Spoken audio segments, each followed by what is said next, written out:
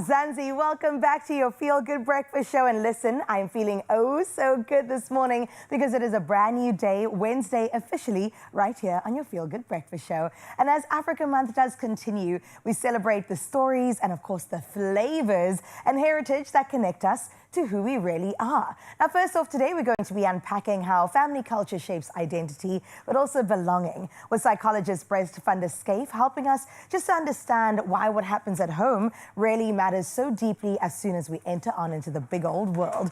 Now, in the kitchen we go. You know, on a Wednesday, we love to get to cooking. We honor the richness of African cuisine with the co-head chefs from Koi. Absolutely incredible, bringing modern African flavors, but also hidden culinary stories all to life. I can't wait to taste the goodness that they're bringing today. Now, as we approach 50 years since the Soweto uprising, a significant day in South Africa, we reflect through powerful theatre with the team behind Rise 76. Now, that's the story of June the 16th, of course, and we're fast approaching Youth Day, and so no better time than right now to bring that to the forefront and make sure that we reflect on a history that has shaped each and every one of us. So that's the vibe and the tone of everything we're getting into today on this beautiful Wednesday morning. Thank you so much for joining us. Let's get straight into the show with your official duties. Raul standing by.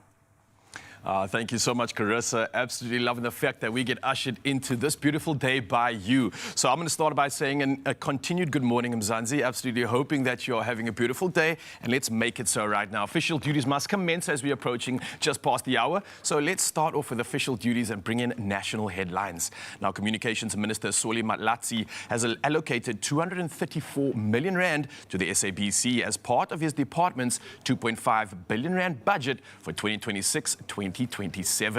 Now, delivering the budget vote in Parliament, Malatsi praised the broadcaster for achieving a second consecutive unqualified audit opinion. Now, he said consultations with National Treasury continue on a new funding model aimed at improving the SABC's long-term financial stability while balancing its commercial operations and public broadcasting responsibilities. Now, the entities receiving funding include ICASA, the Film and Publication Board, and the South African Post Office.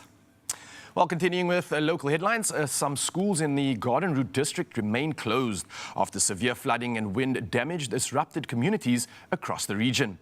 Now, disaster management officials say progress has been made in reopening roads, while food hampers continue reaching isolated areas. Now, disaster head Gerard Atto said some supplies may need to be flown into inaccessible communities, and around 1,000 displaced residents are still being housed in halls as assessments continue. Now, authorities hope improved weather conditions will allow affected families to safely return to their homes soon. Well, we move next to international headlines, and inflation in the United States rose to 3.8% in April, the highest level since 2023, driven largely by soaring energy and food prices linked to the Iran conflict. Now, the closure of the Strait of Hormuz has sharply increased oil prices, pushing average petrol costs to their highest point since 2022. And economists now believe interest rate cuts by the Federal Reserve are less likely this year. Now, President Donald Trump described the inflation spike as temporary, while analysts warn rising living costs could become a major political challenge ahead of November's midterm elections. Well, next up, leaders at the Africa Forward Summit in Nairobi stressed the importance of mutual respect and balanced partnerships, and that between Africa and Europe. Now, William Ruto said Africa no longer wanted relationships based on dependency, and again called for permanent African representation on the United Nations Security Council. Now, French President Emmanuel Macron said stronger cooperation between Europe and Africa could help rebuild global stability and prosperity. Macron also announced investments worth 23 billion euros across the continent for sectors including artificial intelligence, energy and agriculture, as France seeks renewed engagement with Africa. Well, to round up this dose of headlines this morning, FKA Twigs is set to star as legendary entertainer and activist Josephine Baker in a new biopic directed by Mamonou Doucouré. The film will explore Baker's groundbreaking rise from St. Louis performer to international star. Now, resistance fighter and civil rights icon. Twigs said she is excited to portray Baker's courage, talent and fight for justice on screen. Supported by two of Baker's sons, the production is expected to begin filming later this year. And the project shines a fresh spotlight on Baker's remarkable legacy of resilience, creativity, and equality, inspiring a new generation around the world. Well, let's hope we can keep that inspiration going right now as we move next to the world of sports.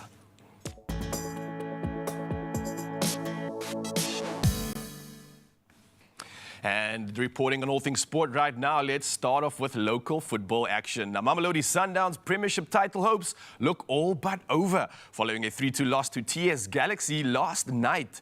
Now, Sundowns still hold top spot on the Premiership table. However, second place Orlando Pirates are now just 3 points behind with 2 games in hand.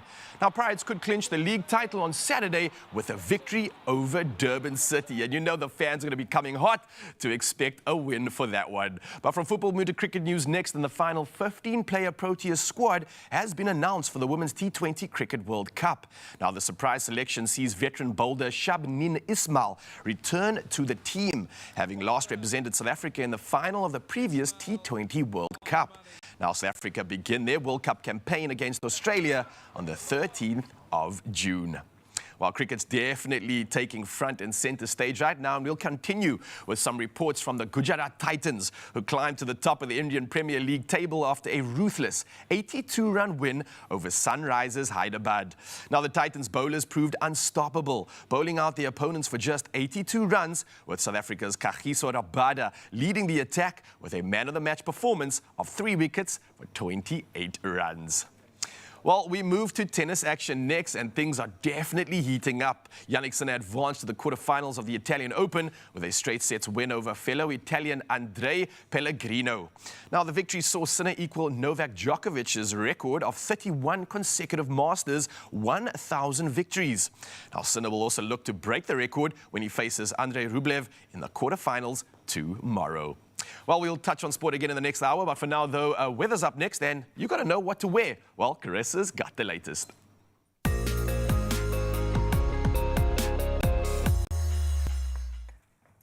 Well, thank you so much, Nature Boy. Speaking about nature, let's see what it's doing across the country and beyond.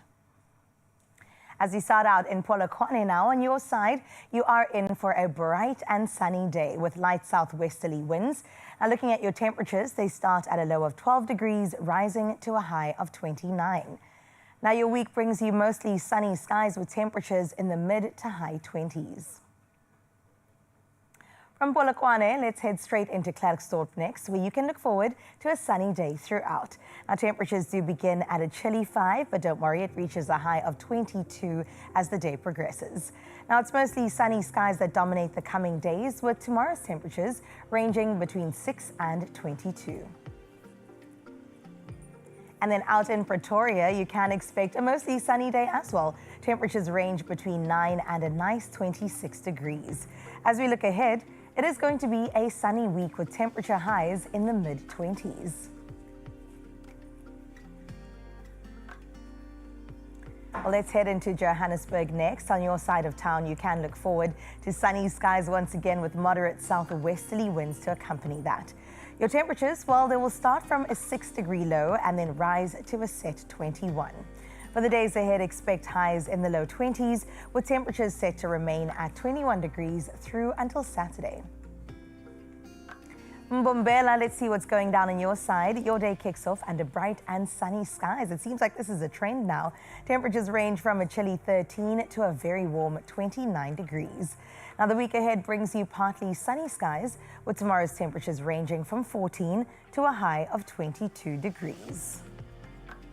We enter into the beautiful Bloemfontein next, where today brings mostly sunny skies along with moderate westerly winds. And let's take a look at your temperatures. Well, it does range between a low of 4 and a high of 17 degrees. Over the coming days, expect intervals of clouds and sunshine with highs in the high teens to low 20s. And then into Richards Bay we go, where today you can look forward to partly cloudy skies. Now, your temperatures will range between 18, but a pleasant 28 does await you. Tomorrow brings cloudy skies and scattered showers. That's chanced at 50%, but you will experience and enjoy a high of 22. And then out in South Africa's playground, Durban, you're up next. Your day brings you partly cloudy skies. Your temperatures start at a low of 16 and climbs to a comfortable 27. Going into the week, expect cloudy conditions tomorrow, while Friday and into the weekend brings sunny skies. And then out in Mthatha, prepare for a partly cloudy day with noticeable westerly winds. It's a bit of a cold start. A brisk 8 degrees is how you get started as your low. It increases to 24 as your high. Over the coming days, expect clear and sunny skies with temperature highs in the low to mid-20s. And then out in Uba, otherwise known as Cradock, you're in for a cloudy day with light westerly winds. Temperatures move between a very cold 3 degrees and a high 21. Tomorrow brings you partly sunny skies with temperatures ranging from a low of 4 to a high of 21 degrees. Gugompo City, formerly East London, let's see what it's looking like on your side. Today you can expect afternoon showers with strong winds reaching 37 kilometers per hour. Temperatures rise from a cool 12 to a warming 22. And looking at your week, you can expect sun-filled skies with temperature highs in the low 20s. Ebeja, out in GQ, you can expect scattered showers with strong westerly winds at 43 kilometers per hour. Your temperatures range between 11 and 18 degrees. Now looking at the days ahead, it does bring cloudy and sunny conditions with temperatures in the low 20s. Gorgeous George, good morning to you. Rain is forecast today on your side at a chance of 20% with noticeable westerly winds. Now your temperatures rise from a chilly 9 to a high of 16 degrees.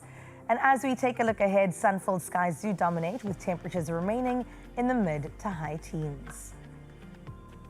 All right, by the city, let's see what Cape Town holds for you. Today brings scattered showers with light wind from the west. Now temperatures do range between a brisk 9 and a high of 15. In the coming days, cloudy conditions will stick around with temperatures in the mid to high teens. We're just glad the storm is over. And then into Sutherland we go, where today you can expect rain at 40% with gentle westerly winds. Temperatures move between a freezing 1 degree and a high of 11. Now tomorrow does remain partly cloudy with temperatures ranging between 3 and 17. Kimberley, you're up next, where you can expect mostly sunny skies accompanied by light southwesterly winds. Temperatures do range from a brisk 6 to a nice high of 18. And as we look ahead, the remaining days, you can expect sunny skies to dominate with temperature highs in the high teens to the low 20s. And finally, in Uppington, today you can expect mainly clear and sunny skies. Temperatures do start a bit chilly, 5 degrees is your low, but thankfully it rises to 21. Now the days ahead bring you plenty of sunshine, with tomorrow's temperatures ranging between a low of 6 and a high of 24 degrees. Well, I hope you took note with what the weather is doing on your part of your town. For now, though, let's get into the sunrise view of the hour. This one was sent by Andrew Harris from Balito out in KZN. And Andrew, thank you so much for showing us exactly what art is about. What a breathtaking image of the beautiful clouds just showing us the glow of a Wednesday morning. Now you can enjoy a nice 28 degrees on your side, and thank you for getting in touch with your sunrise morning view. You still have time, Mzansi, 063-036-9649. That's how you get in touch with us for 7 and 8 o'clock. But now though, let's get into the show. A great one beckons. Ral, where are we headed? A great one indeed. We're headed to all things culture. This is like your class of culture, and especially as we are in the Africa month, a month to celebrate and a month to also commemorate, we want to start this conversation with you, Mzansi. And this morning we want to know the following. Obviously, everybody had some type of a different upbringing, but we want to know if you grew up in a home where culture was actively taught, or did you have to discover it yourself later in life? Now, I want you to come through and let us know, but this is a great conversation because is culture even taught? Did mom go, all right, kinders, ons sal nou a culture class begin? Like, that's not a thing, right? These things just happen, I don't know. I think they led by example. I remember every weekend, every other weekday in my household, big family gatherings were just part of what we did. When we met, we ate. and we ate good. I'm talking potjie kos, I'm talking pets and potjies, although I wasn't involved in that. Everything good, from the food to the music, it was just surrounding you. So not taught, but definitely given. I think that's exactly it. I think culture is something that's truly experienced. It's something that's lived and then hopefully understood thereafter. And this is the conversation that we're having with you right now. So come through, use a voice note, use some pictures of culture or anything that for you represents it in a beautiful way. We want to know on 0630369649. We want to know if culture was taught or is it something that you discovered in hindsight? Well, this is the conversation we're getting to right now, and especially in light of Africa Month, it's something we need to commemorate. That's right. We also have the great Brett standing by. Brett van der Skyf is going to take us through why culture matters to children. So within homes, how we pass it in our heritage from generation to generation. I can't wait to get into that. See you after this.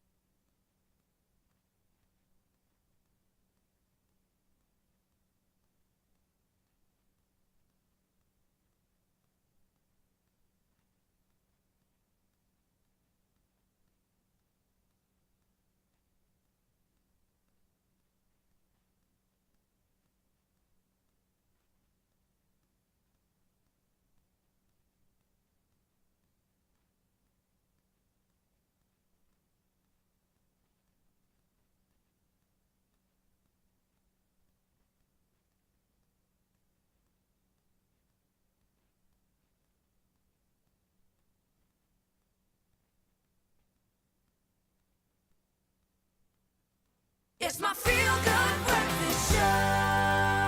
That's right, it is your Feel Good Breakfast Show. Welcome back. I know it's very early in the morning, but there's no time and then now to get into Africa Month as we continue to celebrate it. Now we're looking at the quiet ways that heritage, in fact, is either passed down or slowly lost along the way inside our homes. And that's how we brought in registered psychologist Brett van der Skyf, who joins us to unpack why everyday family culture still matters so deeply to a child's sense of belonging, also their identity and their connection throughout their life. So Brett, thank you for being in. Welcome back. Thank you for having me. Of course. This is a very important conversation. And I think first and foremost, why do you think that many children actually today feel less connected to where they come from? I think it's a very broad question, mind you, but so I think various things have changed. I think a lot of the time we blame things like social media, but I think the world that we live in has evolved. I think the way we do things obviously has evolved. So yes, things like social media, we do start to spend less time physically with each other. Yeah. And I think also the way we understand culture changes. That's incredible, because this morning when I raised the conversation, everyone was saying it's the tablets, it's the phones, it's the technology introduction of that at a very young age for children that may create that disconnect. But in many South African families, tradition used to live in our everyday routines, right? Like Raul was saying, it was an experience. So what happens when those routines slowly disappear? So I think one of the reasons why, well, maybe going back to the why, so things of like routines have changed because families have gotten busier. So we do start to feel less grounded, we do start feeling less rooted in culture, but also we start to lose our identity. And we start going to this question of who are we? Sure. And that starts to change. And who are we as individuals, but also as a family unit, right? Because don't you represent something when you step on out there? Yeah. And that you carry on through. So how much has modern life changed the way that we connect with others? I can say that I experienced it in my 30+ years, being without the internet, being without cell phones and social media, into a space where that is just normal now. So how much has it changed? So I think with many opportunities, it's also had some adverse effects. It's also had some positive effects. Right. But if we think of it like geographically, we are spread across the country a lot more. So families have been split in that sense. We are spending less time with our grandparents, for example, the aunts and uncles, those who carried the culture, those who carried the knowledge around how we as a family did things. Sure. But also we've learned, we've gained some degree of autonomy. So we are also learning, we're gaining new identities, let's call it that. And so we learn to practice routines, for example, in a different way. Yeah. I love that. And, you know, once you establish your own family, you do have, like you said, that opportunity to let go of something that maybe that wasn't as healthy and restart your own cultures. So within your family, is there anything that you do still carry across from maybe something your parents passed down to you or something that happens within your family? What does your setup look like? I think one of the things that comes to mind, or two things actually, would be Easter and Christmas. Right. So Christmas Eve, we always sit together. We come together as a family, and then we would do things like we would watch a movie, and it's generally a Christmas movie. Yeah. Easter, it would be more focused on hot cross buns or the pickled fish, for example. Watching the story of Jesus. Yeah. And I think that's how we started, or we connect, just on those 2 days. And simple things like spending time with my parents, having coffee. Yes. So when I have a moment to just stop on my way from work, just spend time, ask them how their day was. Small things that allow us to be able to connect. I love that. And culture is in the everyday either way. So I think that's so important to intentionally put effort behind that. Me and my man as well, we of course have to think about having to start new traditions as we continue to grow our family at some point. And I think about the fact that we need to sit down at a table at night and actually break bread and eat together and discuss and lead by example when it comes to our children. Like not sitting in front of our computers or our phones, but really having that moment of reconnection as a family. So it is important to pass that down from generation to generation. But you are a psychologist, so you know I got to come through with the psychology perspective. Why does a sense of belonging and also that sense of heritage really matter to a kid growing up? For me, identity and working with a lot of people, when I ask the question of who are you, I think that people look almost quite bewildered and they struggle to answer it. Because we tend to root our identity in materialistic things. Well, quite often, not always, as opposed to values, as opposed to our culture, as opposed to things that are, I would say, more meaningful and carry more weight. And when we lose our identity, we tend to find things or identity in unhealthy practices. Sure. That then stems to further problems. Yeah. And we got to take care of our kids, man, most importantly. I mean, maybe it's too late for us, Brett, but the next generation can definitely be taken care of. But he's not going anywhere. To get that psychological perspective, we're going to continue gaining some insight and, of course, giving advice to our parents out there to make sure that our heritage, values and culture continue in the next gen. I feel like it's sage advice coming through right now because culture is absolutely one that we must celebrate, Mzansi. It's something that we have been so blessed to experience. And I think for me as well, culture is the reason why I am in the front of the screen right now, why I have the opportunity to serve you, because I get to represent my culture and I get to show it off in the front of the screen and maybe also open up a door for so many else that believed in something and now they get to see it firsthand and go, hey, I can maybe do that. I could be that guy. Or you can even do it better. And I'm telling you, you definitely can, especially seeing that we come from a culture that believes in nothing but rising from all the troubles, rising from all the obstacles and all the challenges that come our way and making it our playground. And there's a playground that we can play in right now and one that can really materialize into something beautiful if you get involved in this plug right now. And I want you to be in it to win it by playing Lotto, Lotto Plus 1 and Lotto Plus 2. And that's for 14.5 million rand in total estimated jackpots happening this Wednesday, Mzansi. Don't miss out. I want you to play the Lotto. It's for an estimated 5 million rand. The Lotto Plus is going for 3.5 million and the Lotto Plus 2 for 6 million rand today. A whole lot of millions could be yours, but you gotta buy your tickets today. And you can do it in the following ways. You can find them in store. You can also head over to the nationallottery.co.za website. There's the mobile app and we also have cell phone banking. Now, all these details are on Expresso's social media pages prizes right now, so you can go check them out and make sure you get yourself in the running to win big by playing Lotto. Lotto Plus 1 and Lotto Plus 2 for 14.5 million rand in total estimated jackpots, all happening today. This is something that could literally change your culture. But we're going to keep diving into the conversation of culture right now, because the man himself is on the couch giving us sage advice, and one that we can maybe run with and implement in our own lives. Something that we would hopefully want to do right now, right here on your Feel Good Breakfast Show, because that's what's happening. See you soon. Only you can make my day.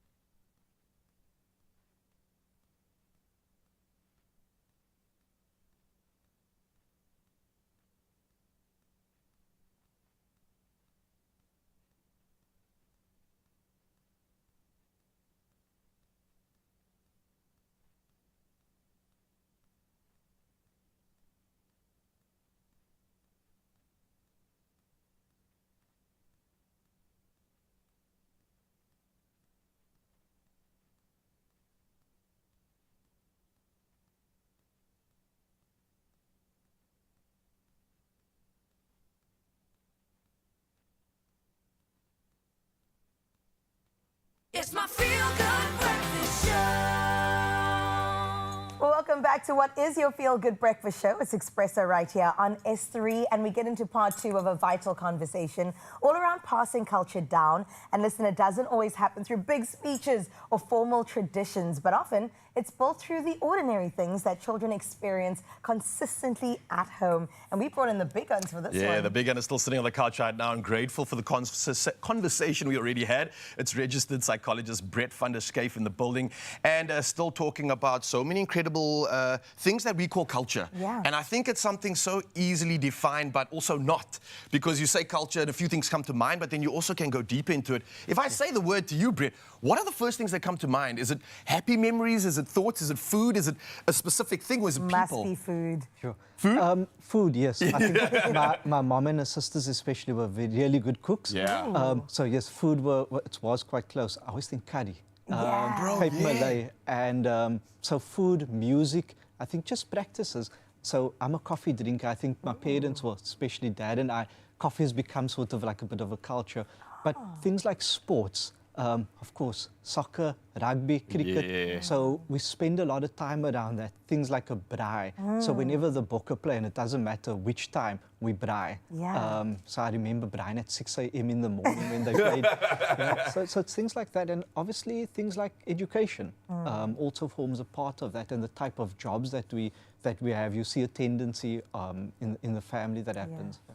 I love that, because often when people think culture, they think costume. Is it something I can wear? Is it something I can perform when I go on out there? But it is in those everyday moments. But there might be some parents right now who feel disconnected a bit from their heritage, from their culture. Do you have any sort of tips that you could give them to rebuild that sense of belonging so that they can instill it in the next gen? Yeah. I always think start small. Start small, build gradually. We often hear the words intentional or things like be mindful. I think yesteryear it used to just be tradition, just used to be things that we would do naturally.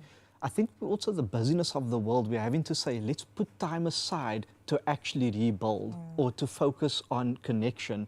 I like to use the idea of put your phone away, put the TV off, put the music off, and be comfortable with silence, and that allows us to connect quite in a healthy way. Sure. And what you're saying is so apt, so true, and so relevant, but it's easier said than done, right? And especially when you're looking at kids of today's world, operated very differently to how we did and how we grew up and stimulated by very different things. So how do you teach culture to a new generation? Do you have to speak their language? Do you have to tell them? Or is it a matter of just like monkey see, monkey do? You just do it and they'll kind of absorb it as they grow up. You hope so at least, yeah. Like, I always think, take a step back, and I think it's a two-way street. So we always say the kids of today are so fixated on things like phones. Yeah. But parents also have to take responsibility for what they do. Because parents often sit on a phone, and what parents model, kids generally act out. So I think children learn through action. Don't preach and then do the opposite. You have to, I think actually it's often, for me, I have a young nephew, don't tell him what to do, just show him in the way you speak, in the things you do. And children generally follow quite easily. Yeah. So they also are like a very good mirror for yourself in terms of like checking in and seeing what am I doing right or wrong. Well, you might think something, but proof is in the pudding. Your child's acting this way, so it's learned it from no one else other than you. Yeah. Maybe mommy's on her phone all day, therefore why should I not be? But I love the fact that you made that distinction between instruction versus experience, right? Because kids, even as adults, we don't want to listen when someone says, do this, don't do that. Even if it's right. Even if it's right, no. Show me what to do, and then I may decide to go on after that. So as somebody that understands psychology, you knew I was going to come back to that, especially life here in the mother city in Cape Town. I mean, that's got a culture in and of itself. What are the small family habits that often leave the deepest mark on their children's lives, good or bad? Yeah. I think acknowledging again, Cape Town is so diverse. I think there's so many opportunities for us to connect with something that may resonate with you. But we tend to remember things that have an emotional connection to it. And that can go both ways, good or bad. Yes. So, but children remember something that was meaningful, and that's why I say put the phones away, because or the technology, it allows you to connect. So when children remember something that was fun, or it was exciting, or they learned something new and they were able to then connect, they tend to connect with that memory for a much longer time. And I think it should be noted more so than when materialistic things are given to a child. You know what I notice now, and I'm watching so many of my friends and their parents and seeing their bad habits being portrayed in the kids. One of the most beautiful things is that sort of a connection that you're speaking about now. And I think it's a connection that we all maybe trying to find, maybe aren't always seeing it, but that actioning is something that I think is so important. And we've had so many actions from our people online when we posed this question to them about what culture really is. We've got Dwayne Claassen up first here that has something great to say about culture. And he says, I only really started discovering my culture later in life. Growing up, some things just just felt normal. But as I've gotten older, I've learned to appreciate the traditions, the food, the language, and stories that shape who we are. It's actually beautiful getting to know yourself through your culture. Right. Yeah, and I think that's the thing with it. It's not something that's also intentional. Right? It's almost something that in hindsight you realize, hang on, because my parents did this, it left a positive mark. And the thing that I mentioned earlier about what I've noticed that has the biggest impact is when parents are doing something and enjoying doing it. It's one thing telling your kid to do something, hey, go swim in the water, but you standing there in dry clothing. But if you in the water having fun and you're telling your kid to come and join you, guys, there's going to be a complete polarity to the result of what you're asking your kid. So exhibiting the behavior is so important, but also like in hindsight, dissecting it is something that we don't put time into. How can we be more active with that? Sure. I think speaking to elders, I think they carry a world of knowledge. And they want to share it. They want to speak, I find. But as you said, just being, or we've mentioned, being intentional, going to engage in it, you also find what does or doesn't resonate with you. Right. So, and it's not a bad thing. It's just finding what speaks to you, and you know what. You tend to just naturally spend more time doing certain things, but you also naturally find out who you are. I definitely have made an intentional effort in my later years now to find out more about my culture, because if you don't know where you come from, you're never going to understand where you're going or why certain things are set up the way that they are. And so I've really tried to. I remember this one beautiful memory I had of my uncle doing I think it's called the reed dance, which is like quite a cultural thing from back in the day with my Khoisan heritage. And I wouldn't have been exposed to that outside of him as an elder, passing that down. So I love that responsibility that they proudly carry with them. And you're right, we need to ask more questions at the end of the day, right? Well, Sue Ellen also got in touch. Let's see what she had to say. Sue Ellen Lutzi basically saying, good morning, Expresso show.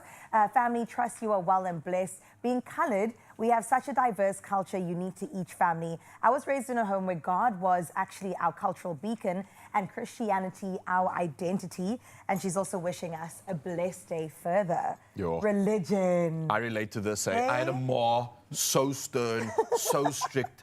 Everything was about living under the Lord's light. And it was a beautiful sentiment, but it was so imposing for me that I felt a bit... Didn't resonate. I felt constricted by it. I resonated with the words, but I didn't feel like I was living it out. And as a kid, it's quite a lot to put on a kid. They're just trying to be free. But it's something that's such a great guider when I look at my mom now and see the consistency she's had and the direction and how much she's done for our community. And the foundation she gave you too. Yeah, shout out to Ma. But I mean, this is not something that's easily just taken on, especially when you look at old school versus new school. And when we talk about religion, because wow, it's a topic that can really muster up so many different views, perspectives. Everybody just wants to fit in these days, and they don't want their views to be sort of seen as like, you're different. How do we navigate this? Because this is a very, very tricky topic. Right. Sure. So when I think of it, I like to think of it as being spiritual as opposed to religion, and just taking out almost, they say, like rituals. So thinking of how can we be spiritual, how can we carry certain values in our heart, and how do we engage with people. So something you also just noted was back then, growing up, it felt very imposing, and later you look back and you realize actually there was a lot of value in what was being said.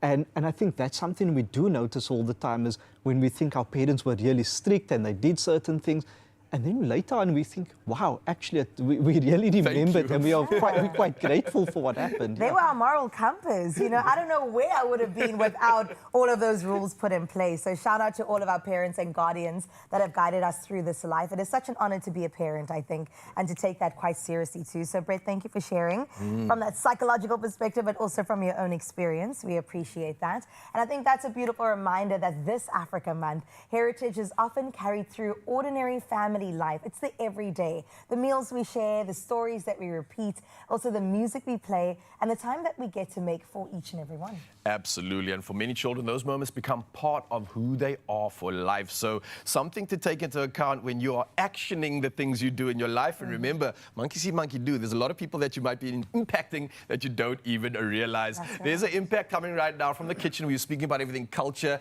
heritage, and there was a lot of food mentioned. And with good food, you need good cookware. And I think Chef Clem is coming through to talk about just that, because, hey, he's got some stellar pieces to show off and get your cooking game on. I hope you're ready for it. Only you can make my day.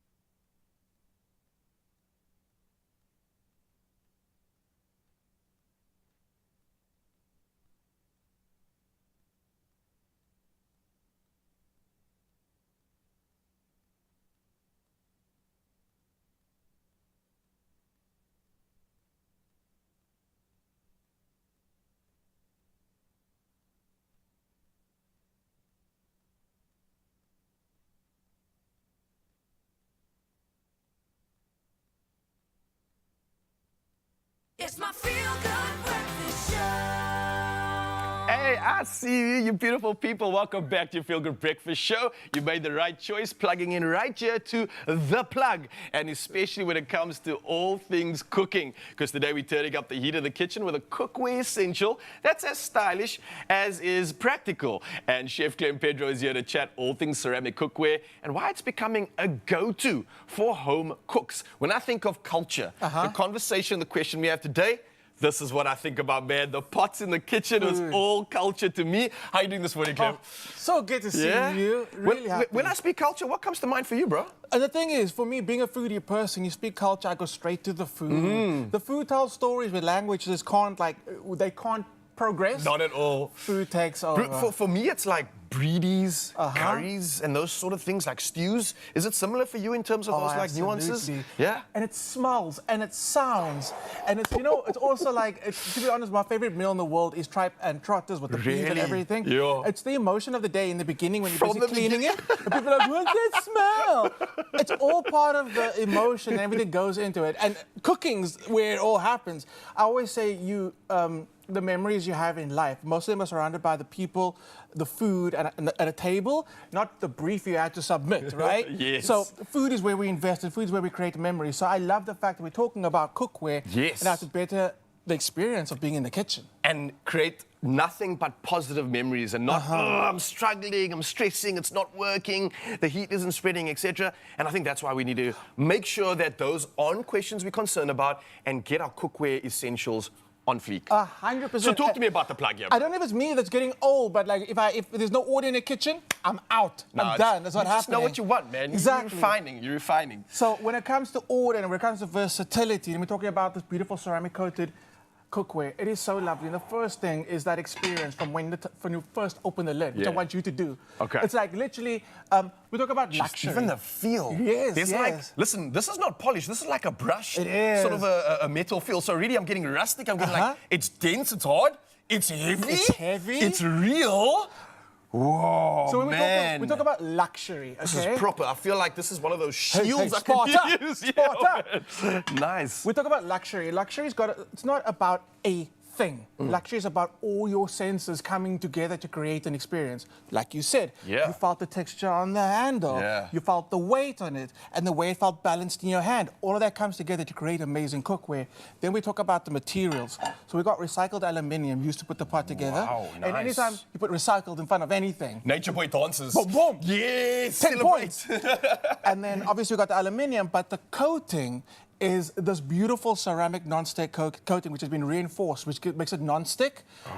Non-stick, and that doesn't only mean the food's not going to stick to it. The biggest thing for me is the stains and the dirt and all that Just stuff. the ease of the Does not experience. stick. Exactly. Ah, I love that. And it's inside and it's out, which is important as well. Having the coating on the inside and just having like it uncoated on the outside makes a huge difference. You want that aesthetic peel, but also cleaning to be able to durability. Have you come through and answered my childhood traumas?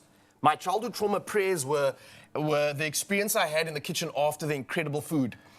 Cleaning the pots, You soak the scrubbing pot. it, soaking it. So I don't have to worry about that anymore. Kids are never going to have that experience. No. Kids are never going to have the thing about they have to leave the pot in the sink to soak. Never. So the amazing hack with this is, and it does work really well, vinegar and baking soda. We know this. We learned this in chef school. Vinegar and baking soda also just removes any stain. Nice. Especially from the ceramic. So I Okay, really top love that. tips coming through. Nice. How did I forget to mention? Works on the stove, works on induction, works on gas, works in the oven, which is what I love. Versatility is key. But there's one thing I want to talk about, we don't talk about a lot. When it comes to the different type of coatings on your cookware, Yes. you can't just be using any type of like servingware and spatula because you don't want to, even though it is reinforced and durable, you don't want to scratch that ceramic because visually you're going to see the You scratch. don't want to take like a sharp knife and start cutting into that because eventually it's going to take off those protective layers. Monster. No, we don't do that. So let's talk about what we do use. We've got this beautiful silicone set, which I love. These look nice. Silicone, again, and I want you to feel it. It's the weight and everything that comes together to create the feeling of using the cookware. I don't know what it is about this like sort of thick, non-hollowed out brushed metal, but it adds weight, it adds gravitas. It's like intention. It's like, I'm not just here to do this once. This is what I do. You can hand it out to That's the difference. Junior, Raul de Mornay. Yeah, like I feel your like you should get an grandchild. engraver and start putting like all the names of your predecessors on your. This might last a couple eons, bro. It's actually such a good idea because there is space for it. Then, so what's going to happen is the silicone, as you can see, super flexy. Nice. Also, durable. Guys, I've had my silicone in an oven, just chilling there, and it's fine. That's the beauty of silicone as There we well. I go. believe silicone doesn't also release too many particles from a health perspective as micro- well. yes. Ticking a good box there. And Love yes, it. it works. It doesn't scratch things up, especially when you are mastering an omelette. You know- You need that perfect flip without too much integrity on the spoon to just rock it in half. This right here, the perfect balance, baby. Wow. Speaking foreign, I love it. So, Just good at omelets, bro. you're not going to scratch a cookware using that, and then the good old wooden spoon. There's a reason. There's a reason. Hey, now, be she's careful around. when you talk about the wooden spoon, Some okay? people have a bit of like Careful. PTSD.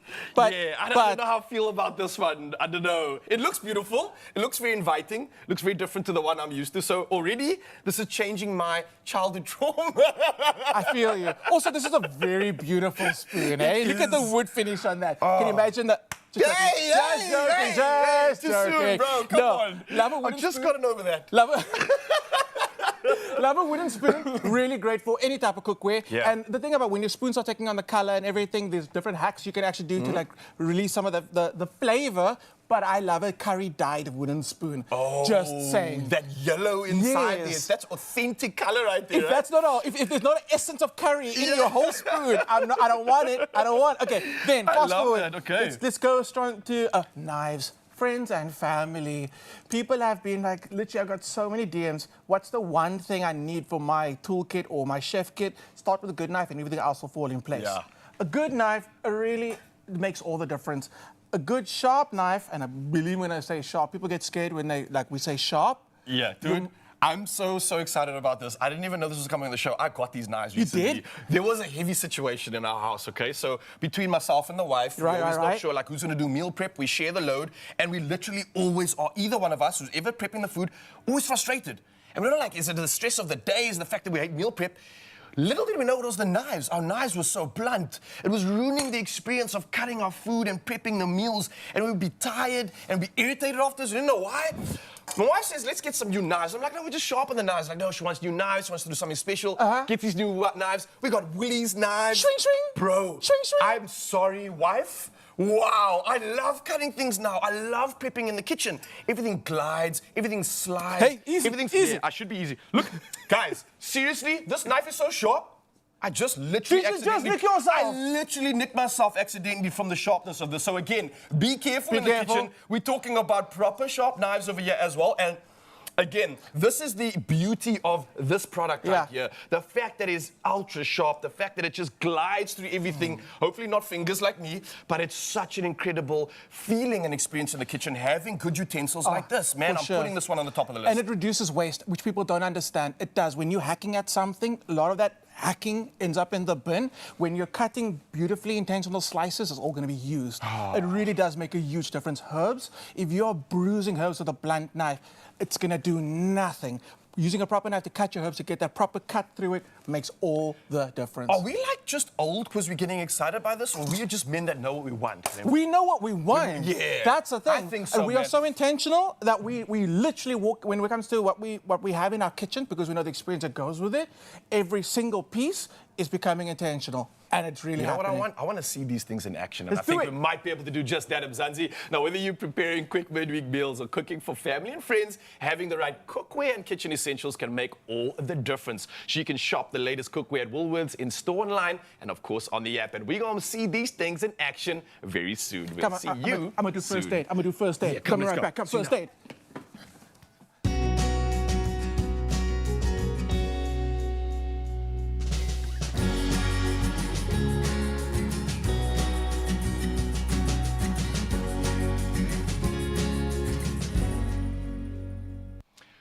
Oh, and we promised you that we're going to show off in the kitchen. And yo, it's not just the cutlery and it's not just Chef Clem, but you've got some special people coming through. What's happening, bro? I don't want to give away too much, but what I can say is instead of getting one amazing chef, we've got two.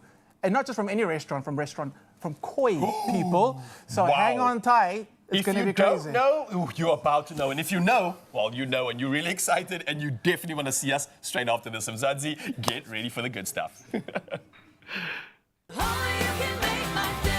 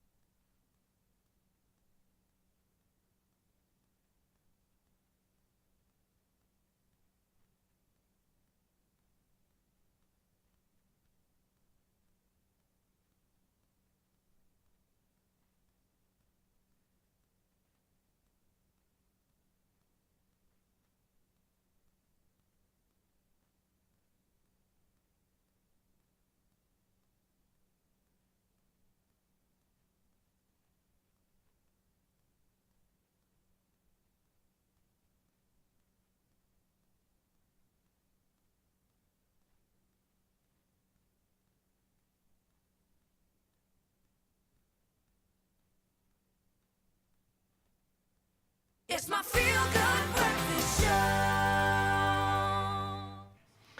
Hey, I'm Mzansi. Welcome back to your Feel Good Breakfast Show. We've had so much excited as we usher in Africa Month. Great conversations with regards to culture and, of course, also heading into the kitchen.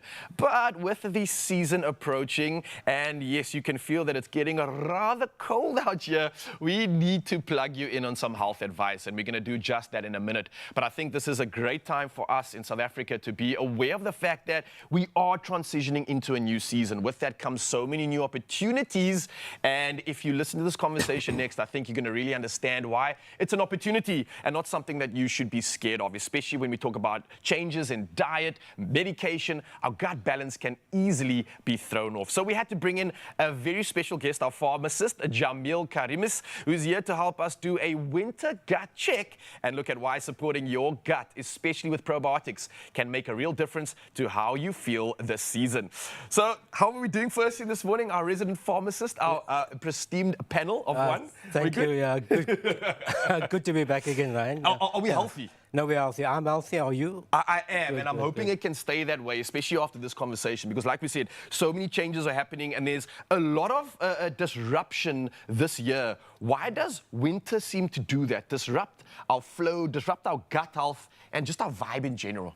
Sure. Well, you know, good gut health is important because you need a good mix of bacteria and microorganisms that live in our digestive system. And I mean, these bacteria are important because they help digest food, they absorb nutrients, and they also help to keep our immune system strong. But you know, in winter we change our habits a little bit. Yes. You know, yes. yeah, absolutely. A lot, not a little bit. We tend to eat less fresh fruit and veg. You know, we tend to go for more processed comfort foods in winter time. That's We true. tend to stay indoors, so we don't get out to exercise much. And we also find that we also meet a lot in closed spaces with people. Yes. And we pick up bugs, you know. And those spaces will have heaters, and Absolutely. it's warm, no air flowing as well. Yeah. So, I mean, you know, these things affect the gut health. You know, and I think it's important to understand that, you know, when your gut health is affected, your body is also affected in that way. You know, so I think it's important to understand that there must be a good balance between your gut health and what you do every day, you know. So I know there's this moment right now when obviously people start to pick up these flus and these colds as it is like that peak season, and many of us might take some prescriptions. We start taking antibiotics as well.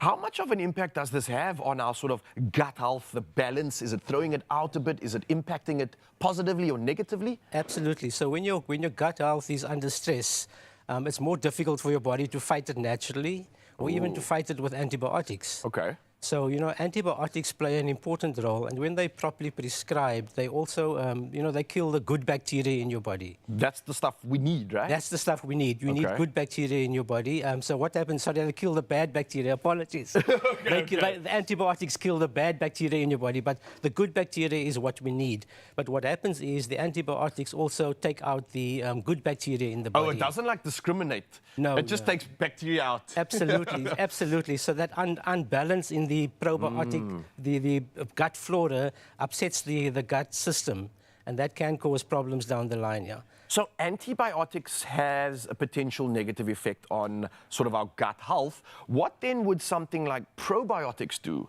Is it maybe the opposite? Is that a good thing to incorporate? So probiotics are essentially made from good bacteria. Okay. They can also be made from yeasts as well.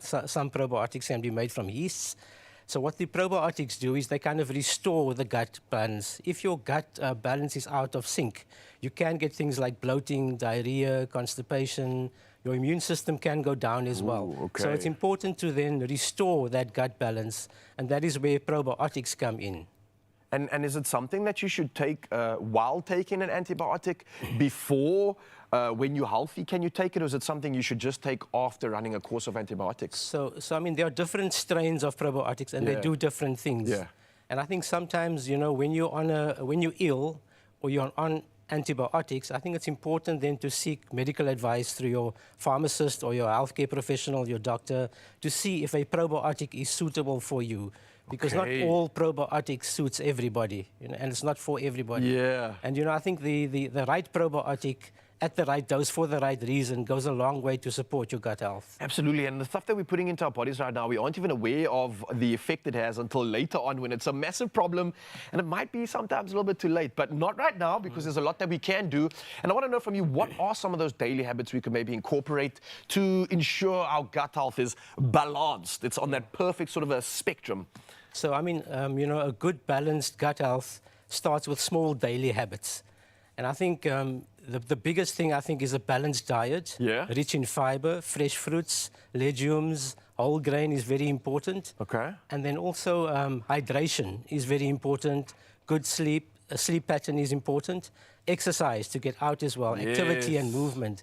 And I mean, your previous interview, you spoke about culture. And I mean, you know, food and activity in culture is a big thing. Hand in hand. And I think with health as well, you know, food and activity in health is also very important, not just for culture. I like that. And maybe what we can do is reiterate the new culture needs to put health at the very, very top of the list. I think that's the culture we should promote right now, right? Absolutely. And the other thing that's important to remember is also that if you are ill or if you're on being prescribed antibiotics, I think you also need to make sure that if you're recovering, that you're able to heal your body by either naturally or you know, by all the activities I've just mentioned, but also maybe just to remember that antibiotics, they must be prescribed for a reason, and don't take them unnecessarily because they will upset your gut flora. Seek advice from your pharmacist as well. Absolutely. Jamil, thank you for this sage advice. Absolutely loving this and so pertinent for the season that's transitioning with all this cold weather. And I think it really is about small,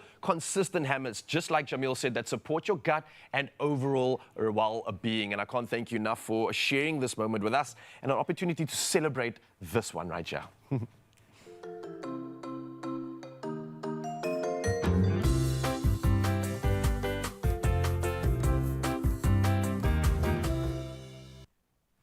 Yeah, just like that, a great conversation leads to some more great advice, and your gut does a lot more for you than you might realize. But things like antibiotics can sometimes disrupt the natural balance of bacteria and lead to diarrhea. Now, that's where Interflora can help.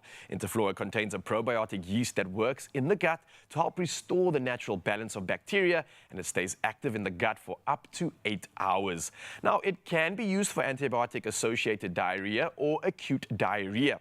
And the great thing is that you can take Interflora together with your antibiotics, so there's no need to wait. Now, Interflora can be used by the whole family, even babies from birth, making it a convenient option to keep at home for everyone. Now, you can ask your pharmacist about Interflora today.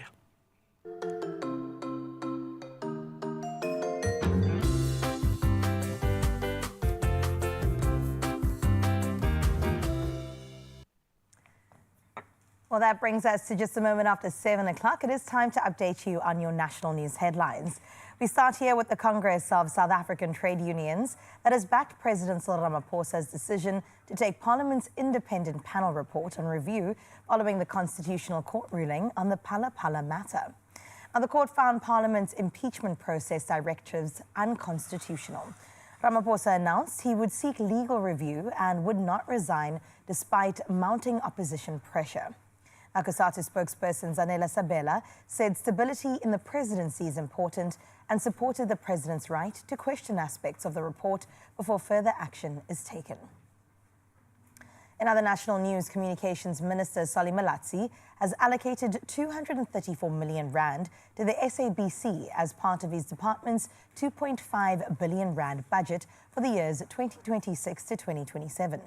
Delivering the budget vote in Parliament, Malatsi praised the broadcaster for achieving a second consecutive unqualified audit opinion. He said consultations with National Treasury continue on a new funding model aimed at improving the SABC's long-term financial stability while balancing its commercial operations and public broadcasting responsibilities. Other entities receiving funding include ICASA, the Film and Publication Board, and the South African Post Office. Internationally speaking, Yoweri Museveni has been sworn in for a 7th term as president of Uganda, extending his leadership into a 5th decade. Now, the 81-year-old secured 72% of the vote in January's election, despite allegations of fraud and violence during the campaign period. In his inauguration speech, Museveni highlighted economic gains made since taking office in 1986 and said Uganda's economy is expected to grow strongly as crude oil production begins. Now, speculation around succession plans continues, with attention focused on his son, military chief Muhoozi Kainerugaba. In other news, inflation in the United States rose to 3.8% in April, the highest level since 2023, driven largely by soaring energy and food prices linked to the Iran conflict. Now, the closure of the Strait of Hormuz has sharply increased oil prices, pushing average petrol costs to their highest point since 2022. Now, economists now believe interest rates cut by the Federal Reserve are less likely this year. U.S. President Donald Trump described the inflation spike as temporary, while analysts warned rising living costs could become a major political challenge ahead of November's midterm elections. And ending off here with conservation groups in South Africa that have successfully restored more than 13,000 acres of important ecosystems, and that's by removing invasive trees and fish-threatening native wildlife. Now, projects led under the International Union for Conservation of Nature helped revive habitats for endangered species, including the rough moss frog, western leopard toad, and Clan William sandfish. In the Western Cape, conservationists combined controlled burns, habitat restoration, and community involvement to bring damaged ecosystems back to life. Young interns also gained hands-on environmental training during the projects. Our researchers say the success highlights just how teamwork, science, and community action can help protect Africa's rich biodiversity for future generations. On that feel-good note, we leave your 7 o'clock news. We'll touch base again at 8. For now, though, let's get an update when it comes to sports.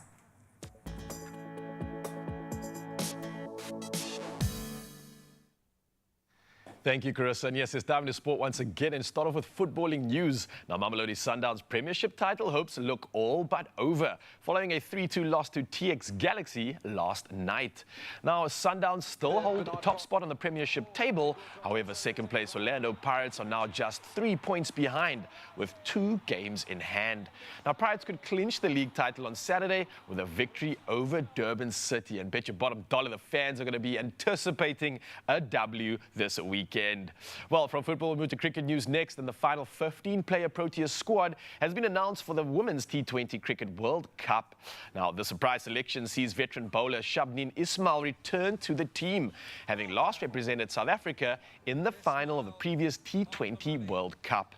Now, South Africa begin their World Cup campaign against Australia on the 13th of June. Well, from the ladies, we move to the gents in the world of cricket, and the Gujarat Titans climbed to the top of the Indian Premier League, and that was after a ruthless 82-run win over Sunrisers Hyderabad. Now, the Titans bowlers proved unstoppable, bowling out their opponents for just 82 runs, with South Africa's Kagiso Rabada leading the attack with a man-of-the-match performance of 3 wickets for only 28 runs. Well, we know tennis is definitely heating up, and Jannik Sinner advanced to the quarterfinals of the Italian Open with a straight sets win over fellow Italian Andrea Pellegrino. Now, the victory saw Sinner equal Novak Djokovic's record of 31 consecutive Masters 1000 victories. Now, Sinner will look to break the record when he faces Andrei Rublev in the quarterfinals tomorrow. Well, sports heating up, of course, and we'll touch on it again in the next hour. But for now, though, you still want to figure out what you're going to wear? Well, Carissa's got the plug with the latest in all things weather.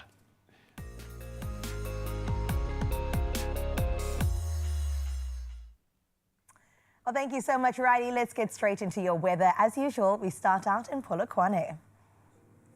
On your side of town, out in Polokwane, you are in for a bright and a sunny day. There will be light southwesterly winds coming on through, but when it comes to your temperatures, it's looking great. 12 degrees is how you start, 29 degrees is how you end. Now, your week does bring you mostly sunny skies with temperatures in the mid to high 20s. Let's head into Klerksdorp now, where on your side you can look forward to a sunny day throughout. Your temperatures begin at a low of 5 degrees and reach a high of 22. Now, as we look at the rest of the week, it's mostly sunny skies that will dominate the coming days, with tomorrow's temperatures ranging between 6 and 22. And then out in Pretoria, you can expect a mostly sunny day. Temperatures range between 9 and 26 degrees. Now, as we take a look ahead, it's going to be a sunny week with temperature highs in the mid-20s and no rain in sight. Well, from Pretoria, we head a little bit further now into Johannesburg, where you can look forward to sunny skies with moderate southwesterly winds. Now, looking at your temperatures, you will start with a chilly 6 degrees, but that does rise quite significantly to 21 degrees. Now, for the days ahead, expect highs in the low 20s, with temperatures set to remain at 21 degrees through until Saturday.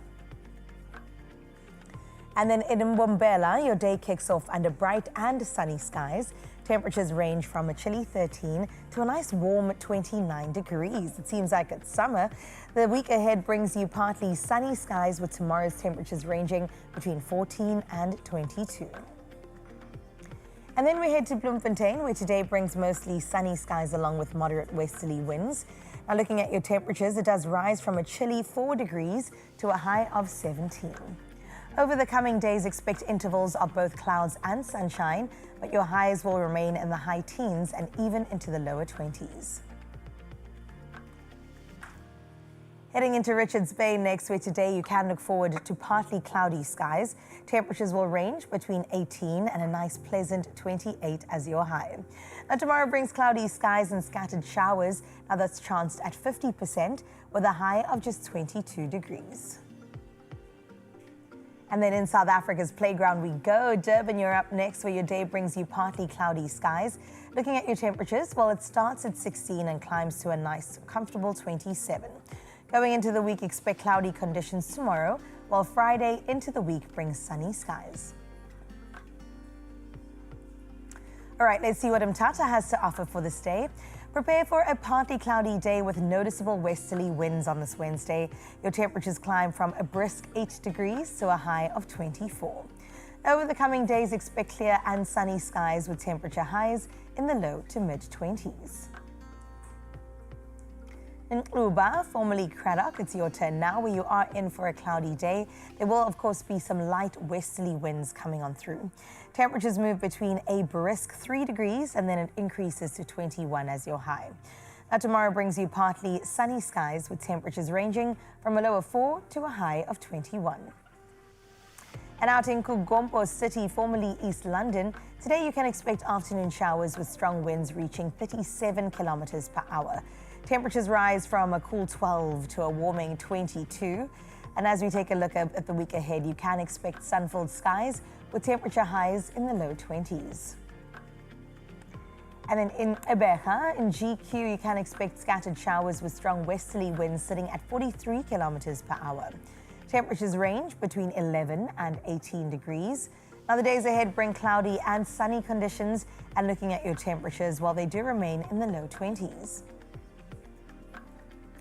And then to the gorgeous George we go, where rain is forecast today, but it just sits at a 20% chance with noticeable westerly winds. Our temperatures rise from a chilly 9 to a 16-degree high. Looking ahead, sun-filled skies dominate with temperatures remaining in the mid to high teens. Then we head along that coastline over to Cape Town, where today brings scattered showers with light wind from the west. Temperatures, well, they'll do range between 9 and 15 degrees. In the upcoming days, cloudy conditions will stick around with temperatures in the mid to high teens. And then in Sutherland today, you can expect rain at 40% with gentle westerly winds. Temperatures will move between a freezing 1 to a set 11 degrees. Tomorrow remains partly cloudy with temperatures ranging between 3 and 17. Very chilly out in Sutherland. We hope you're prepared for that. That brings us to Kimberley, where you can expect mostly sunny skies accompanied by light southwesterly winds. Your temperatures range from a chilly start, 6 degrees is your low, to a high of 18. Now looking into the remaining days, expect sunny skies to dominate with temperature highs in the high teens and making its way into those lower 20s. And then finally out in Uppington today, you can expect mainly clear and sunny skies. A cold start though, 5 degrees is your low with a 21-degree high. Now the days ahead bring you plenty of sunshine with tomorrow's temperatures ranging between 6 and also a high of 24 degrees. Well, Uppington is our final stop and where we leave your comprehensive weather report, but we could never get into the second hour without having a look at your sunrise view of 7. And this one, our fam Willie de Koning from Vincent Kukompo sent this beautiful, beautiful image on through. There's something about those pastel hues in the sky and also just the beautiful day looking over the city, letting us know that out in Kukompo City, it's about to be a good time. 22 degrees is what you can expect on your side out in Vincent, and we do wish you a beautiful day, Villy. Thanks for getting in touch.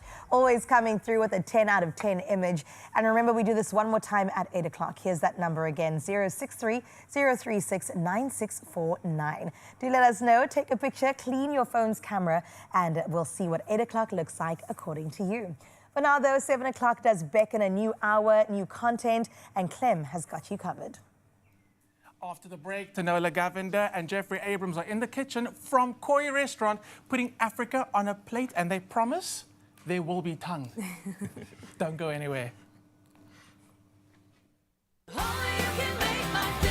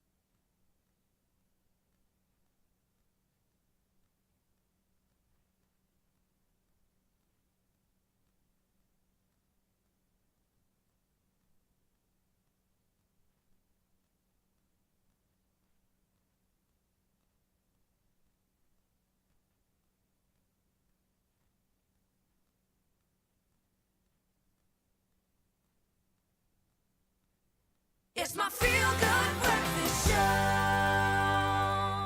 Hey, I'm Zanzi. Welcome back to your Feel Good Breakfast Show. I must say, Wednesday has brought so much infusion, so much inspiration, and so much good conversation. And officially, in the heart of Africa Month, we're going to be celebrating and adding that to this occasion. And we're celebrating the incredible craftsmanship and vibrant flavors of our continent. So joining us are two chefs who are redefining modern African dining. The co-head chefs of Koi Restaurant, Jeffrey Abrams and Tinola Govender. Now, their kitchen is all about rediscovering culinary stories hidden in plain sight. And today they're sharing that journey with us. So officially, let me say good morning to both of you. How are you doing? Yeah. Yeah, good. Good. Very well, thanks. Very happy to be here. Surely this is not an early start for you. You guys start quite early, You'd be no? prepping already, or what? This is the time Jeff is usually up already. I might still be sleeping. Yeah. With last night's desserts. Yes, exactly. He's the early riser. Guys, welcome to the show. We are so Thank you. excited to have you Thank you here. so much. I'm yet to experience Koi, but Raul has, and he's been raving about it. Yo. So I can't wait to see what you've got Incredible. for us today. But for those people who don't know, I mean, Koi is often described as ocean-inspired exploration of Africa, which is so beautiful. I mean, there's so many places and jump-off points that we can get into. So how are you using your platforms to really dive into and rediscover those ingredients and techniques that maybe have been passed down for years? Sure. I think what was initially briefed to us by our executive chef, Chef Ryan, was we need to look within, not without. He said it's so easy for a lot of restaurants to start thinking about very Eurocentric trends, because I think they set the trends. And then everyone goes with the flow. Exactly. Yeah. And he said, why? We have such a rich continent, we have such a beautiful coastline. He said, why don't we celebrate those ingredients, those stories, those techniques? And that was the brief we had, and we ran with it. Sure. Yeah, and this is quite an incredible, like, I don't know if you call this a collaboration or just like picking the best of the best, but having the two of you a part of this is quite incredible. Jeffrey, I believe your background is in photography, if I'm not mistaken. Wild. Yeah. And then Tinola, you have a rich Durban influence. So, I think of spices, I think of curries, I think of all the beautiful foods that you get. How was that for you, bringing these sort of worlds, bringing your heritage, bringing this background, bringing culture into the mix and creating this incredible offering at Koi and this menu that everybody's raving about? Thank you. I think it's important. I think important for us was to remember that Africa doesn't represent one thing. Oh, absolutely, So yeah. many of us have a different interpretation of what South Africa is or Africa is. Yes. So bringing that mindset to our menu creation was very important for us.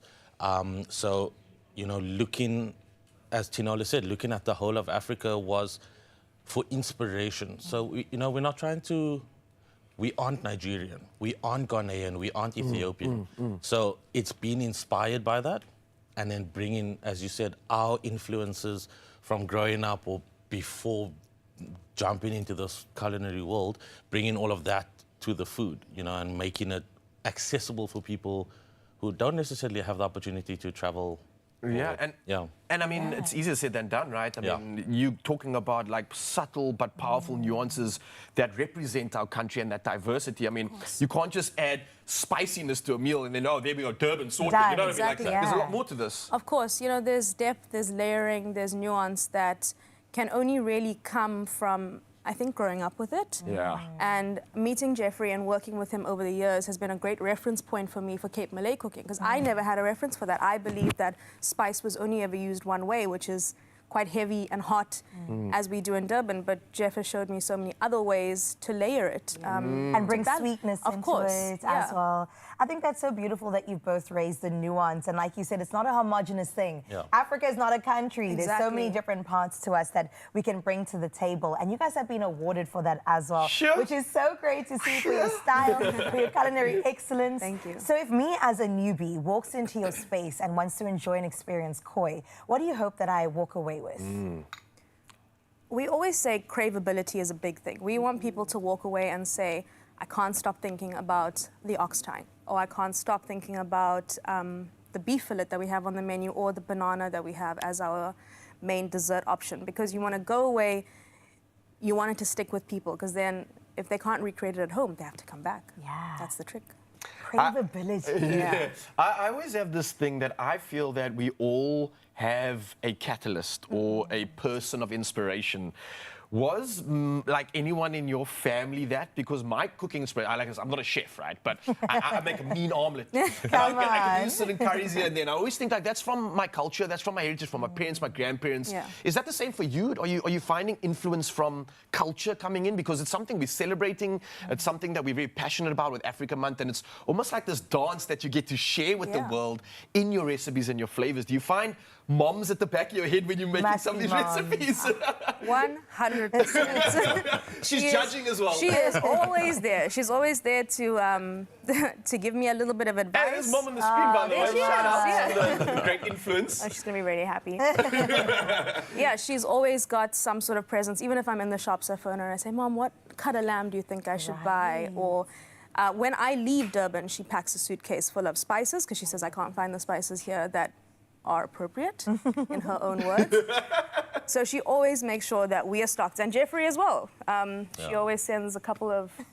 So just before T goes back to Durban, I get a message, what do you want? What do you want? What do you want? What does T have to Do you bring know back? how important this is? And this is not just a story, but this is literally the puzzle pieces that allow for someone to actually have that cultural experience that you're trying to share. 100%. Because of the fact that your mom, the culture ambassador, is working through you to ensure that you don't ruin the beauty of the culture and you represent it in the best way you can.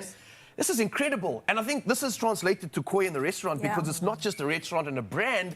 You are appeasing your ancestors by bringing some heritage through and allowing us to celebrate it. So, hey, man, this is a celebration, guys. Yeah. We're And thank you for this. Absolutely. Also, our mouths are excited because we're about to delve into the first installment of the Culinary Hotline Bling, and we can't wait for our chefs to jump on in and bring a bit of Koi to our Expresso kitchen. Let's go. Welcome to the Culinary Hotline on this very fine Wednesday. My name's Clem Pedro, and today we are joined by the incredible duo behind Koi restaurant, Tonola Gavinder and Jeffrey Abrams. They've brought a taste of the V&A waterfront to our kitchen, kicking things off with a dash of a beautifully captured, beautiful tongue and seafood exploration, which is the example of Africa on a plate. Today we want to hear from you. What hidden gem or ingredient do you have, or in your family do you have? Please let us know on our WhatsApp number. Send a voice note through to us at 063 036 9649. I am fumbling because I just want to start cooking. These are some of my favorite ingredients, starting off with beef tongue. Yes. I love it. What are we going to be doing with it today? So we're going to do a dish that we were inspired by Senegal. So it's a grilled ox tongue that we're going to quickly do in the pan, nice and charred. And then we're going to dress it with a traditional Senegalese dressing known as yassa. Fundamentals are Dijon mustard, green olives, and bay leaf. It's quite important. So, yeah, I'm going to first start by cutting this up.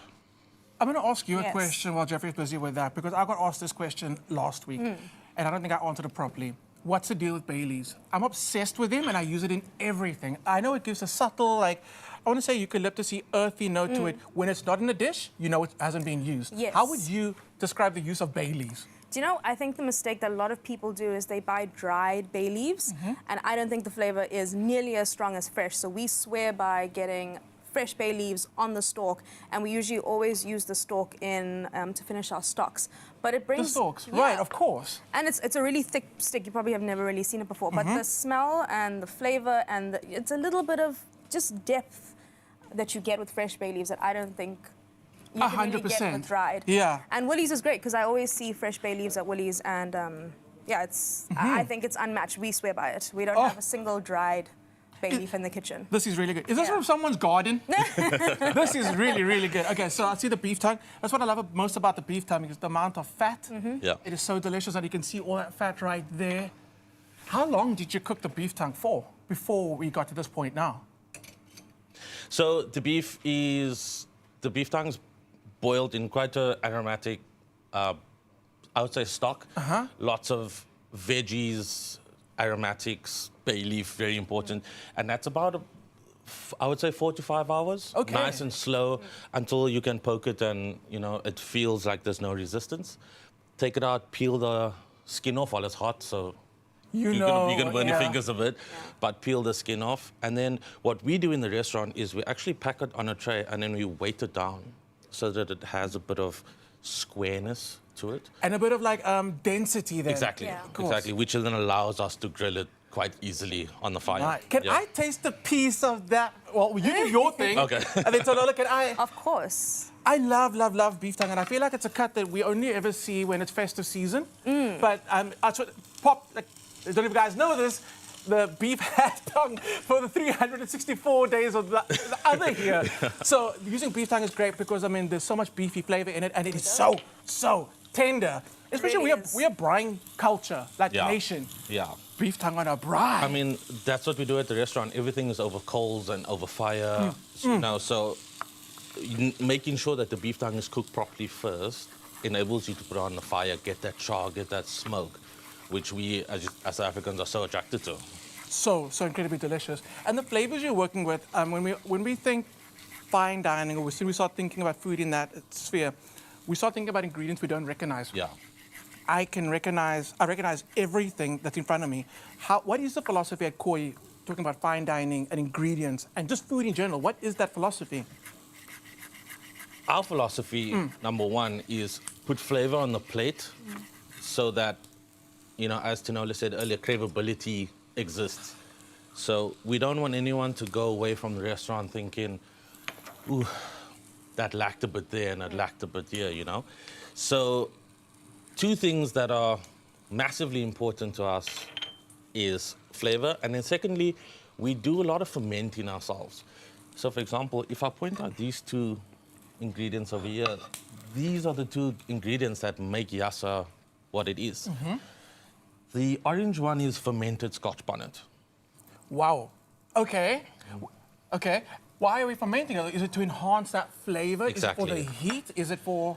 You know, fermenting comes in different forms, and when you ferment, you draw out so many different flavors in what you're doing. So what I found with the Scotch bonnet is if you ferment it long enough, it actually develops a stone fruit flavor and smell. So it reminds me a lot of apricots. Okay, now we got to give it a sniff. You do. I always say it smells like passion fruit to me. Yeah, it's very fruity. It's fruity and it's delicious and actually not as overtly spicy as you would think. Yeah. It just, like Jeff says, adds a little bit of depth to whatever you're making. So we actually get the Scotch bonnets from Muse Farm in Hout Bay. Love Muse Farm. Love absolutely. Ming. She's great. She supplies all the restaurants. I don't think there's a single restaurant in Cape Town that doesn't have an Ming product somewhere. Yeah. And her season's really short for this, so we make sure we stock up on it. We got a whole batch that's fermenting in our fridge and one that's currently in our dry store now, and that should last us the next couple of months until she gets a new crop going. My goodness. Okay, what That's we're going to do is delicious. we are going to put this together and plate it up beautifully. Of course. So let's just talk about we have a minute. Can we do this in a minute or should we wait? Of course, We we can can. do it. Whoa! Absolutely. Challenge accepted. We have 1 minute. Hot. And the clock is starting now. Is this a bit of that rush when it comes to service? We all we crave that edge. Can I use this pot? Is You this a can dis- use absolutely is this a display everything. pot? Okay, let's take this one. You can use Carissa, Ryle, they here as well. Okay, it's coming together. So Right, the, beef, so the we take- tongue is we- beautiful. We take the tongue off the brine, we just slice it really beautifully into portions that, you know what, if you want to pop this into your mouth in one piece, you can. One thing we encourage our guests to do quite often is eat with their hands. Because why not? You know, when we invite you into Koi, you are in our home. So I love that. be as comfortable as you want to be. Be as comfortable as you want to be. Now, chefs, I'm going to let you keep on going. We are going to have to wrap up. When we come back, we're going to plate this amazing dish. Do not go anywhere. Get you some tongue. Oh, you can make my day. Thanks. The FIFA World Cup is coming, and all eyes are on Lamine Mall.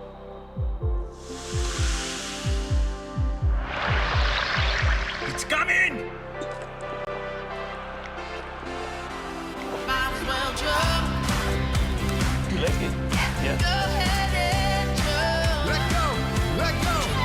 Sit, scan, and you could score your way to the biggest FIFA World Cup ever. T's and C's apply.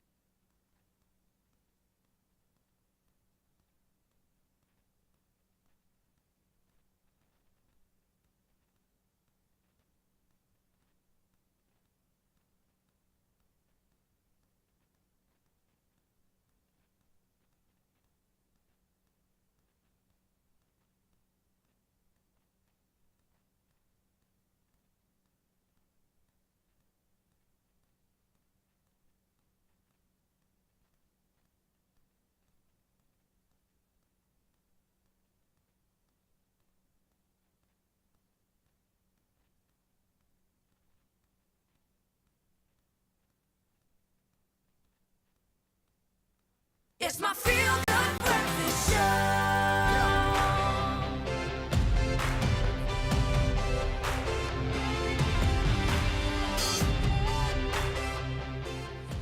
Oh, the anticipation is absolutely real because we are less than 1 month away until 2026 FIFA World Cup kicks off. And today on our World Cup road trip, we're stopping in Philly. We're talking about Philadelphia, and it's the home of passionate sport fans, legendary cheesesteaks, and of course, Rocky Balboa sprinting up those famous stairs. If you watched it, you know exactly what I'm on about.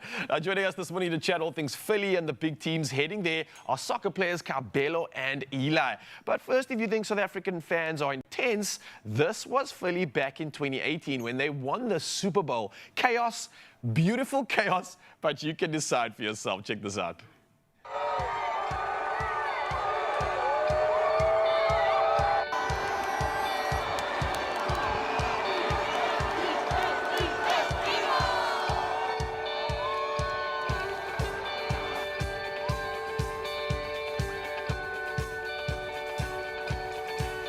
This gentleman right there in the green costume there celebrating. So this is, people are just celebrating in their own way.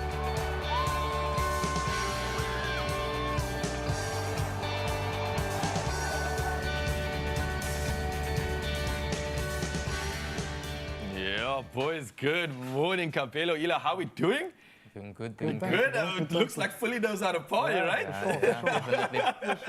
Absolutely incredible stuff. I look at these are the scenes of what it seems to be like when things go down in Philadelphia. And it's the greatest sporting event on earth, which is heading there. One of the most passionate sports cities in the World Cup. So I want to know from you, though, what can we expect? What kind of atmosphere are we looking at when we're talking about Philadelphia? How would you describe it, man? I would say it's going to be wild, if I'm going to be very honest with you. Yeah? I think it's going to be very wild. I think, like you said, it's the biggest sporting event in sports in general, you know, and it's going to a country like America, the size of it, in a city like Philadelphia, which is so passionate about their sports and that type of thing as well. I think it's absolutely going to go crazy. I mean, I went to 3 World Cup games here in 2010 when it was here, and I remember the atmosphere being so wild and crazy, and I was a little kid, you know, at the time, but I remember that so vividly, you know, so memories can only you'll imagine. never forget. Yeah, memories you'll never forget. I can't imagine. I can imagine how much these people are going to enjoy the atmosphere there. And you know, in Philly, man, it's the States. So in the States, does things big. Everything is extra large. So you know, an event like this, a celebration like this, and these moments are going to be just like that. Now, let's bring it to June 20th. This is what's happening in Philadelphia. They're going to be hosting Brazil versus Haiti. Now, this is focusing on the Brazilians. There have been murmurs that Neymar Jr. could be named in the final squad. We saw him in that sort of 55-man pre-selection, Eli. And I know you're a big fan of Brazil, but do they need Neymar back? Do you think he's going to be the penultimate sort of a catalyst to winning this title? Because on paper, Brazil are always a team to beat, not always getting the result, though. What do you think, man? Are we standing for Neymar? I think Brazil have a lot of talented players, but I think yeah. if they really want to do well, I think they need Neymar. I think he really resembles the play style of Brazil, the technique and flair, and I think he just gives hope to the nation when he's playing. I mean, he's one of the most exciting players. He is. So I think everyone wants to watch him play. Have you been seeing what's been trending online? It almost seems like the public's creating this sort of stand behind him. All these videos are being shared of why they need Neymar in the team. Have you been seeing what this guy is still able to do? Not even now, but in the past. And it's still things he can replicate, right? No, I think if they really want to do well, then they should really put him in the team. All right. Hey, Brazil. Listen to Eli. He's got the goods here. He's got the wisdom. Now, 3 days after Brazil arrive in Philly, defending champions France take on Iraq. Now, I want to know from you guys how dangerous the French team is this year. Can they make a 3rd consecutive World Cup? I mean, they got all the names. I don't know if anybody's even left the team, and they've got some intros too. So this is a team that plays at the very best in all leagues. All representatives are coming through for this one, and they literally are the defending champions. So what do we think about this one? Yeah, I mean, I think France have a very good chance of winning the tournament again. I think the quality of players, like you said, that they have, just attacking-wise specifically, I think they can hurt every single team in the World Cup, you know? So I think it's a little bit foolish if we're going to think that they aren't going to be a team that's going to be challenging for the tournament. You know, the players like Mbappe, obviously, Dembele. Obviously, yeah. Doué, Cherki, Olise. Like, there's just so many names and that type of thing. I think they are definitely in the running to go and win the whole tournament. And again, it's that matter of like almost similar to Brazil. They've got all the names on paper. You have every reason to actually win this thing. It almost seems like it's your World Cup to lose. Literally. But it's almost like every other team is also bringing that gravitas, right? If I were to look at Philly and the surroundings itself, I mean, it's not just the football that stands out, but this is an absolutely iconic space because if you don't know, Mzansi, Philly is famous for the iconic running scene in Rocky. Now, we got a clip lined up, and afterwards, I'm going to be asking the two gents to give us their best Rocky Balboa stair workout impression. So let's get some inspiration, and then we're going to put it into action. You guys can join along as well. Check this out.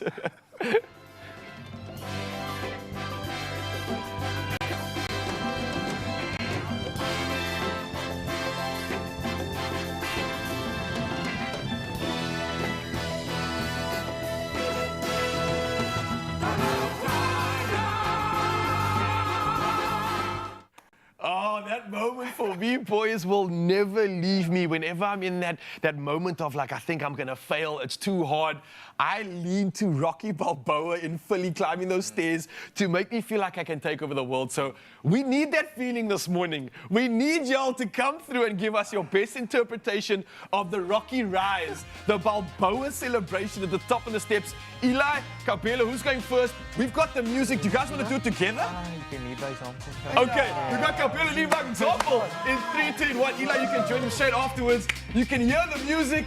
Let's get into the movements, bro. Show us the things. He's up there in his box. Yeah, the form. What's in? Yeah. What's in? He does it all. Come on. Right. And Rocky 2.0 steps up. Eli in the building. He's starting off with the stretch, making it look easy. All right, he's bringing the skowers into action. Come on, bro. Oh, he's got the flicks. He's got the timing. And he's Gentlemen, absolutely earned this one. That's one for you. That's for you, brothers. And again, every reason to get clear stuff. Get excited for what's ahead because the state is going to be just exceptional. You are the best. Well, I think this is going to be the best morning, especially when you're talking about a show like this. And I want you, Mzansi, right now to grab your Coca-Cola, scan that code, and you could score tickets to the bestest FIFA World Cup 26 ever. Now, I want you to feel it all with Coca-Cola. Your T's and C's do apply. And for now, right now, I just want to celebrate the fact that España, the team we haven't even spoken about, that again could be taking this World Cup crown.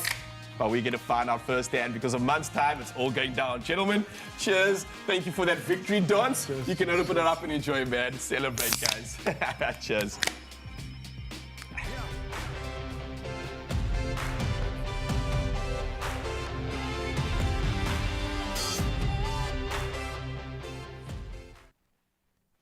Oh, the energy is just absolutely electric right now, especially as we celebrated Philly and, of course, Rocky Balboa's moment where he rised over those steps and celebrated. And speaking of, we're going to do that moment right now. We got Dale and Carissa standing by. I think they really took this conversation to heart. So Dale flew in all the way to make sure that he can warm us up and give us that Rocky Balboa inspiration. You, Mzansi, know that you can join in on this one. Doesn't matter who you are, Dale's got exercises for everybody, no matter your fitness level. And, of course, into the kitchen after that. So a lot to look forward to straight after this.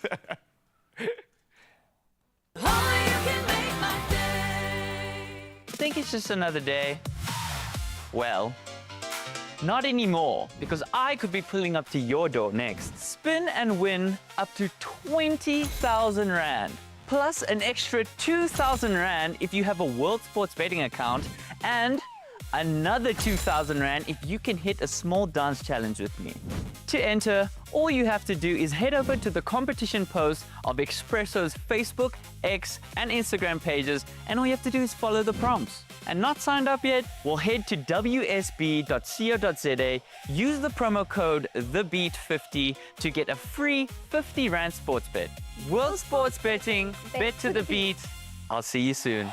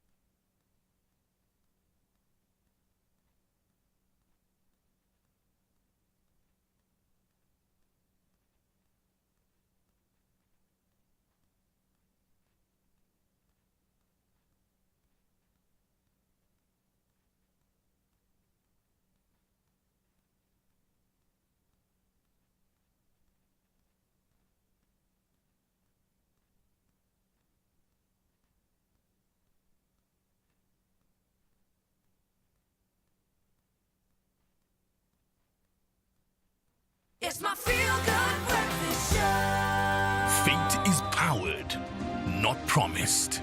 This show was brought to you by Powerade, the official sports drink of the FIFA World Cup 2026. Welcome back, Mzansi. We are in our power stance, ready to take on this Wednesday as we lead up to the weekend, and I hope that you will join us as well as we continue celebrating Philadelphia as one of the host cities for the upcoming FIFA World Cup 2026. Now, we thought we would channel one of the city's most iconic movie moments, which you heard Raul talk about a bit earlier. You know the one, great tracksuit, dramatic stair running, epic soundtrack, the one and only Sylvester Stallone as Rocky Balboa. So this morning, we're basically turning the studio into our very own Rocky training montage with a high-energy step workout with the one and only Dale Hendricks is back and going to get us moving and motivated to definitely get us to remember this line. It ain't about how hard you hit. It's about how hard you get hit and then you keep moving forward. Anybody? Anybody? Yeah. Thank you, Ryan. Okay, we deserve to have a sip of this before we get into it on our best Rocky. That was Oscar winning. Come on, guys. Okay, so what are we doing today, Dale, and welcome back. Thanks for having me. Rocky's in the building. Today we're doing a Rocky-inspired workout. So I prepared a few moves for us, some shadow boxing, some step work, you know, creating the iconic scene as well in the Rocky movie where he runs up the steps and, you know, celebrate. So let's go for it. Okay. Right? We're just gonna start by just getting the heart rate flowing. So we're gonna go up and down the step, you know, going for that target there. Hit. I'm imagining those UCT stairs. I used to climb those every day. Exactly. Yeah. Same. Cool. Nice to get the heart rate going. Yep. Get the blood pumping again. Lovely. We're gonna go for another 10 seconds. Can do this anywhere as well. 5, 4, 3, 2, and 1. We've reached the top, right? Now we're going for some toe taps and a little punch with it, okay? And a full extension on the arm. Beautiful. Engage your core. This music makes me feel like I'm Sylvester. What's his son's name? Or his daughter's name? He doesn't have a daughter. Not sure. Michael B. Jordan. Let's go. 5, 4, 3, 2, and 1. Let's go for active rest. How are we feeling? Feeling good? Feeling like a champion? I'm always We're feeling going like a champion. On, we're gonna walk on, walk off, and a little punch with it. Right, let's go. On, off, 1, 2, there we go. On, off, 1, 2, let's go.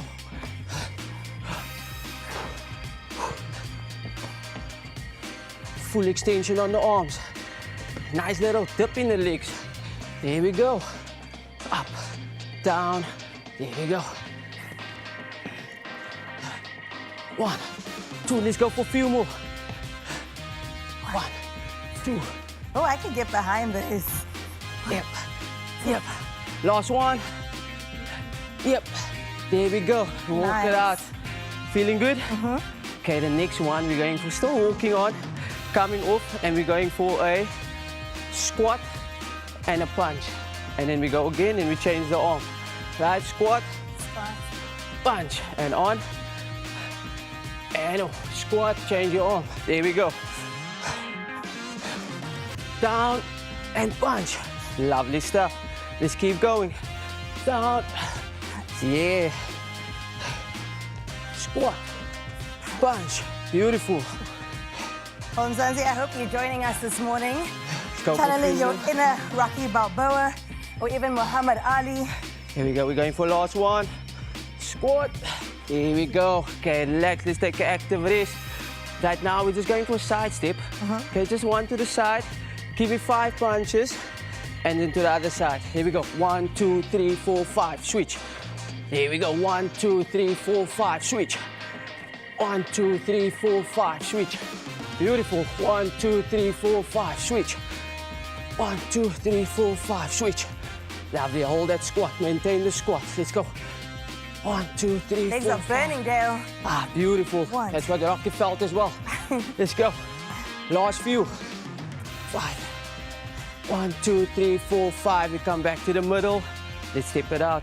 Beautiful. Last one, last round. Let's go for We last gotta finish round. with some sort Let's of save the celebration. Best for last, right? Yes. We're gonna go tap the chair. We're gonna go up and just walk it up. Okay, Nice. that's the last one. We save the best for last. Let's go. Walk it out, walk it in, up, down. There we go. We go for 5. That's 2. Up. Woo. And at the end of it, what do we do, Dale? Yeah! We've reached the top of the staircase. Ah, that was incredible. Shout out to Rocky Balboa, Powerade, Cheers. Dale Hendricks as well. I hope you joined us as well, Mzansi. The blood is flowing, the legs, they're burning. And I hope that you also definitely feel like a champion that you are. We'll see you straight after this. Fate is powered, not promised. This show was brought to you by Powerade, the official sports drink of the FIFA World Cup 2026. Welcome back to the kitchen, and as promised, we're about to plate up our amazing Senegalese tongue dish. Are you ready, Chef? I'm ready. Chef, I have been keeping my hands behind my back because I've been wanting to snack. At it. But okay, disciplined. Let's plate this up. 1 So we got minute. a beautiful dish. Yes. So we serve it in a beautiful tagine. Oh, wow. So we like to keep the heat and the steam inside. Can I just turn it up? Of course. People see. Oh my goodness, how beautiful is that? That looks so good. What's underneath the tongue? So that's our Senegalese yassa dressing. Oh, the yassa dressing. So lots of onions, bay leaf, Dijon mustard, garlic, the fermented Scotch bonnet plates, and the knockos as well, which is also a green chili, green pepper, and black pepper ferment that we make. So I've just topped it off with some chives, and then this is sliced green olive, just to sort of bring out the green olive that's already inside the yassa dressing. And then some crispy fried onions. This dish is all about onions, to be honest. So if you've got a little bit of an allium allergy, this is not the dish me. for you. No, could never be me. And then Honestly, like I feel for people that cannot consume any alliums. How's life? I'm sorry. I always say to Jeff, I think that as an Indian is the worst allergy to have. I think I could deal with not being able to eat nuts or dairy, but onions, garlic, that would be cruel. Could never be me. No. So then just some garnish. My mom would disown me. She's no daughter of mine. Imagine. Oh, but that looks so beautiful. Yeah, nice and colorful. Love a long chili. Love a long chili. It's very beautiful. Textures, the texture's everything, and it's jumping at you. And I Yeah. like when we do small plates, but there's so much involved in a small plate. Exactly, and because it's a bit, hidden, it comes to the table like this. Get out of here. And then you as the guest, you get to pop the lid open and see all the Oh, beautiful... nice. That is so beautiful. I mean, look at that. I'm going to give it a taste in a bit. I'm going to go find a fork. Oh, wait, you said hands. I'm going to go find a fork. But before I give it a taste, what are you doing there, Jeffrey? So I am finishing off our Karoo saffron samp. So it's made sort of in a risotto style. So we get this beautiful Karoo saffron from Grafrenet. It's grown locally, which And is it's saffron amazing. from the Karoo. Yeah. It's not like a funny... No, it's literal saffron from the Karoo. It's amazing. Yeah, it's incredible. So what we make is a little bit of a saffron stock, and that just helps us finish off this samp. Samp is a staple in a lot of homes. So we thought, how do we make samp luxurious? Make it like a risotto. So, Butter and saffron. exactly. Yes. And then, so we cook our samp down, and then we add this, which is a smoked onion puree. And then we incorporate that, and then we just finish it off, butter, cheese, and then we smoke our own bone marrow in the restaurant. Okay. So just to add that layer of richness and just that extra little bit of something. Can we show the people the richness? Because I am, oh, that is so good. Yeah. So it's meant to, we serve this as one of the main courses, and it's meant to just finish you off for a little bit. We give you a little bit of a break, and then we give you dessert. Oh, man. Okay, Yeah. hold on 1 second. Just look busy, look busy. Da-da-da-da-da-da-da. I'm getting spoons, I'm getting stuff. Okay.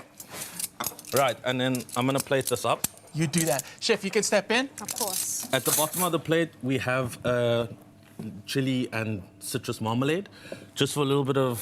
When did that happen? Just a little Oh, bit yeah, of backwards tartness turn. at the bottom of the dish, and then we finish off. And it's literally meant to just give you a bowl of comfort, especially now in winter.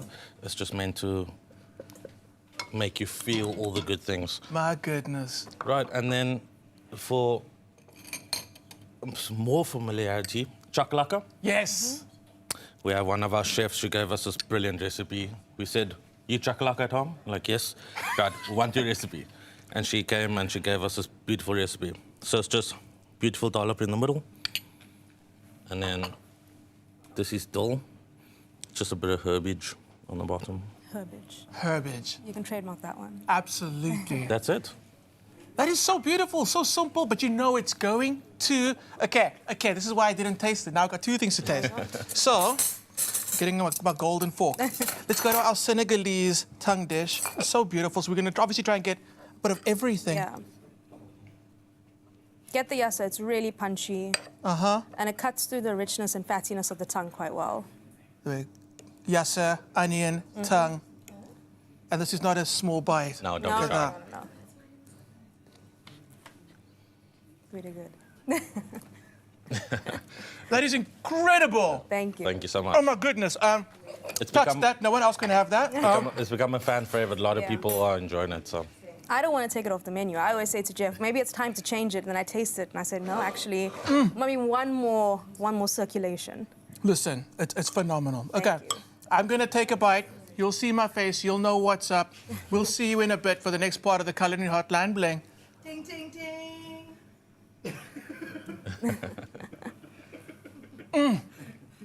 Awesome. Amazing. Thank you. so much.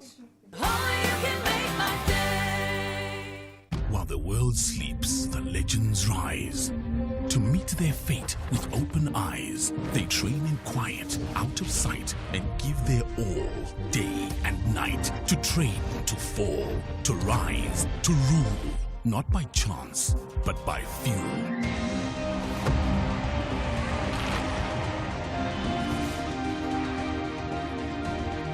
Powerade. Power your fate.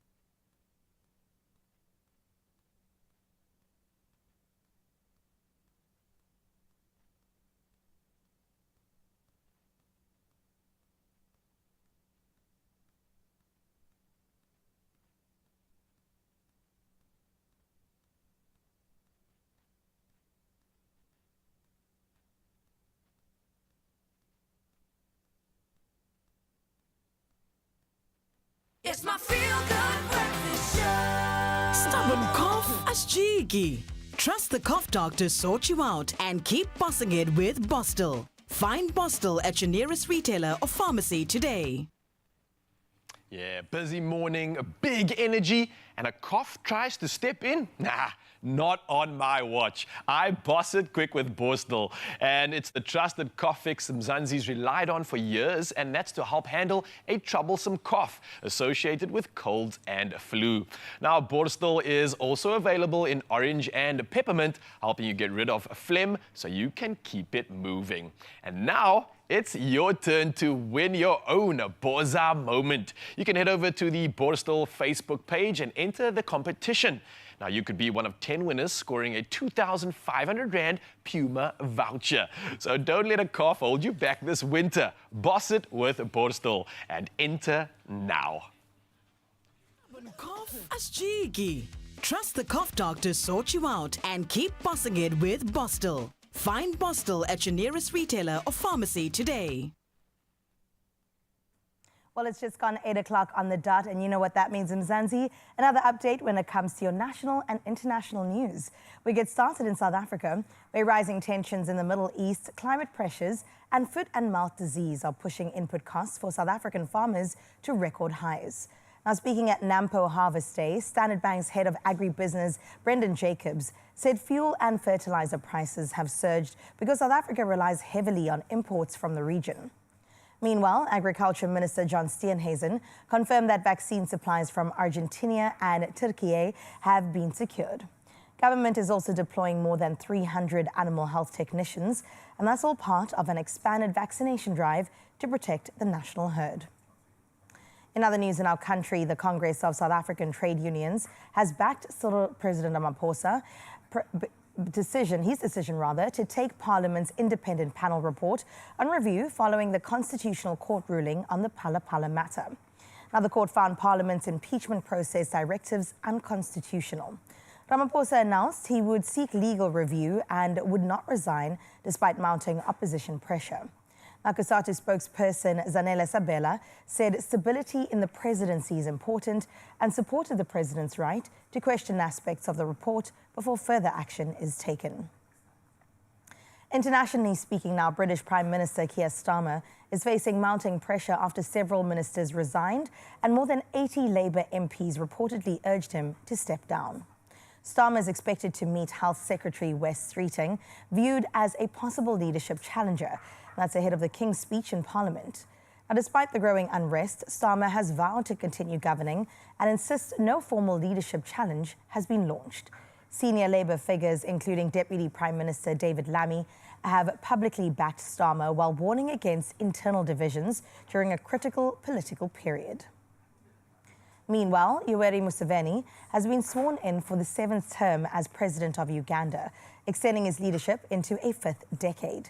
Now, the 81-year-old secured 72% of the vote in January's election, despite allegations of fraud and violence during the campaign period.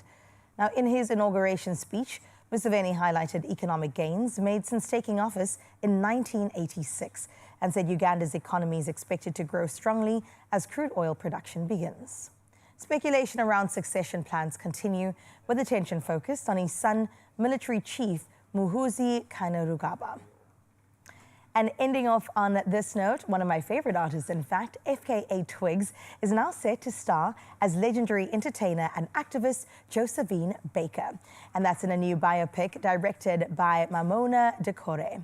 Now, the film will explore Baker's groundbreaking rise from St. Louis performer to international star, resistance fighter, as well as civil rights icon. Now, FKA Twigs said that she's excited to portray Baker's courage, talent, and fight for justice on the screen. Supported by 2 of Baker's sons, the production is expected to begin filming later in this year. Now, the project shines a fresh spotlight on Baker's remarkable legacy of resilience, creativity, and equality, inspiring a new generation around the world. If you are unfamiliar with Josephine Baker, I pledge you to please go and do your research. She is fantastic. That is where we leave your 8 o'clock news for today. Let's get your last bit of sports coming your way.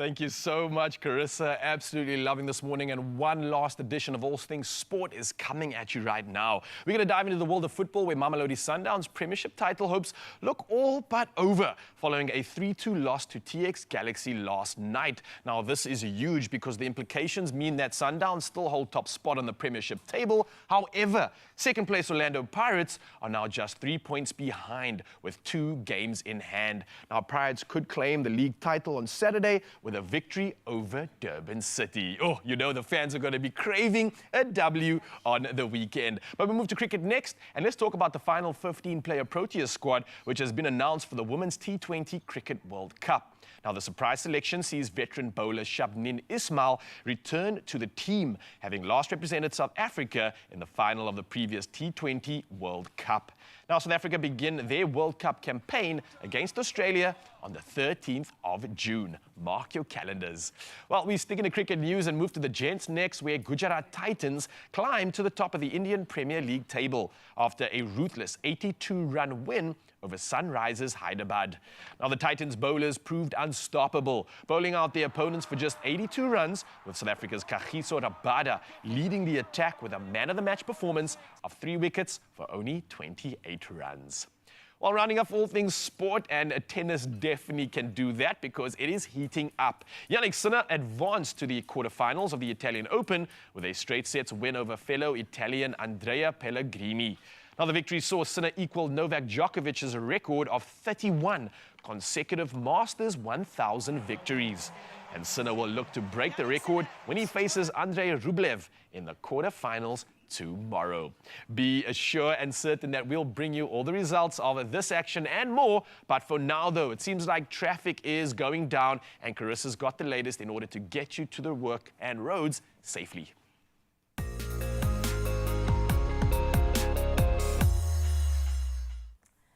Well, thank you, Ryle. It's an honor to take on this duty. Let's see what your roads are doing out in Cape Town in Makassar. Now, there is heavy congestion reported on the N2 outbound, and that's at Baden-Powell Drive. Now, daily road users can expect delays in the area and are advised to allow for some extra travel time as you take on the roads. Singing in Cape Town, but heading to Milnerton now on the N7 South at the Bosmansdam congestion. Now, it's currently building out there. Daily commuters are advised to allow for extra travel time. You can expect many delays in that area, so please make sure the playlist is pumping. That's where we leave your roads for today. Let's have a final look at your weather.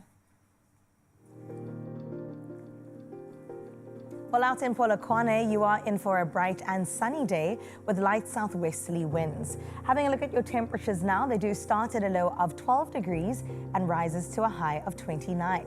Now, your week brings you mostly sunny skies with temperatures in the mid to high 20s. Out in Klerksdorp on this Wednesday, you can look forward to a sunny day throughout. Temperatures do begin at a low of 5, but worry not because it increases to a high of 22. Now, it's mostly sunny skies that dominate the coming days, with tomorrow's temperatures ranging between a low of 6 and a high of 22. Into Pretoria we go, where you can expect a mostly sunny day, temperatures ranging between 9 and 26 degrees. As we look ahead, it's going to be a sunny week with temperature highs in the mid-20s. Well, from Pretoria, let's head a bit further into Gauteng now. Johannesburg, you're up next. You can look forward to sunny skies with moderate southwesterly winds. And as we look at your temperatures, you start at a brisk 6 degrees and it does rise to 21 as your high. For the days ahead, expect highs in the low 20s with temperatures set to remain at 21 degrees throughout until Saturday. And then in Mbombela, let's see what's going down on your side. Now, your day kicks off under bright and sunny skies. The temperatures are looking great. 13 degrees is how you start, with a high of 29 degrees waiting for you. Now, the week ahead brings you partly sunny skies, with tomorrow's temperatures ranging from 14 to 22. And then in the beautiful Bloemfontein, today brings mostly sunny skies along with moderate westerly winds. Your temperatures, well, they'll start from a low of 4 and then rise to 17 as your high. Over the next coming days, expect intervals of clouds and sunshine with highs in the high teens, making its way into those lower 20s. From the beautiful Bloem, we head into Richards Bay. Today, you can look forward to partly cloudy skies. Now your temperatures, they do range between 18 and 28 as your high. And tomorrow brings cloudy skies and scattered showers. That's chanced at 50%, but you do have a high of 22 degrees. And then into Durban we go, where your day brings you partly cloudy skies. Temperatures start at a low of 16 and climbs to a nice comfortable 27 degrees. Going into the week, expect cloudy conditions tomorrow, while Friday into the weekend brings some sunny skies. And then in Mthatha, prepare for a partly cloudy day with noticeable westerly winds. Temperatures do climb from a brisk 8 to a high of 24. Over the coming days, expect clear and sunny skies with temperature highs in the low to mid 20s. And that brings us to Uba, formerly Craddock. Now on your side of town, you are in for a cloudy day with light westerly winds. Now your temperatures move between a very brisk and cold 3 degrees to a high of 21. And tomorrow does bring you partly sunny skies with temperatures ranging from a low of 4 to a high of 21. Gompo City, what's going down on your side, formerly East London? Well, today you can expect afternoon showers with strong winds reaching 37 kilometers per hour. Temperatures do rise from a cool 12 to a warming 22 degrees. And looking at your week, you can expect sun-filled skies with temperature highs in the low 20s. And then out in Ebeja, GQ, you can expect scattered showers with strong westerly winds at 43 kilometers per hour. Temperatures will range between 11 and 18 degrees. Now there is a 15% chance of rain today, but that does clear up for the rest of the week. And the days ahead brings you cloudy and sunny conditions with temperatures in the lower 20s.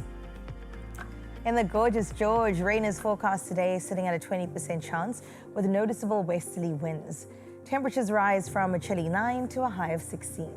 Now looking ahead, sun-filled skies do dominate with temperatures remaining in the mid to high teens. Then we head into Cape Town, where today brings scattered showers with light winds from the west. Temperatures range between a brisk 9 and a high of 15 degrees. In the coming days, cloudy conditions will stick around with temperatures in the mid to high teens. Well, let's head into Sutherland next, where today you can expect rain at 40% with gentle westerly winds.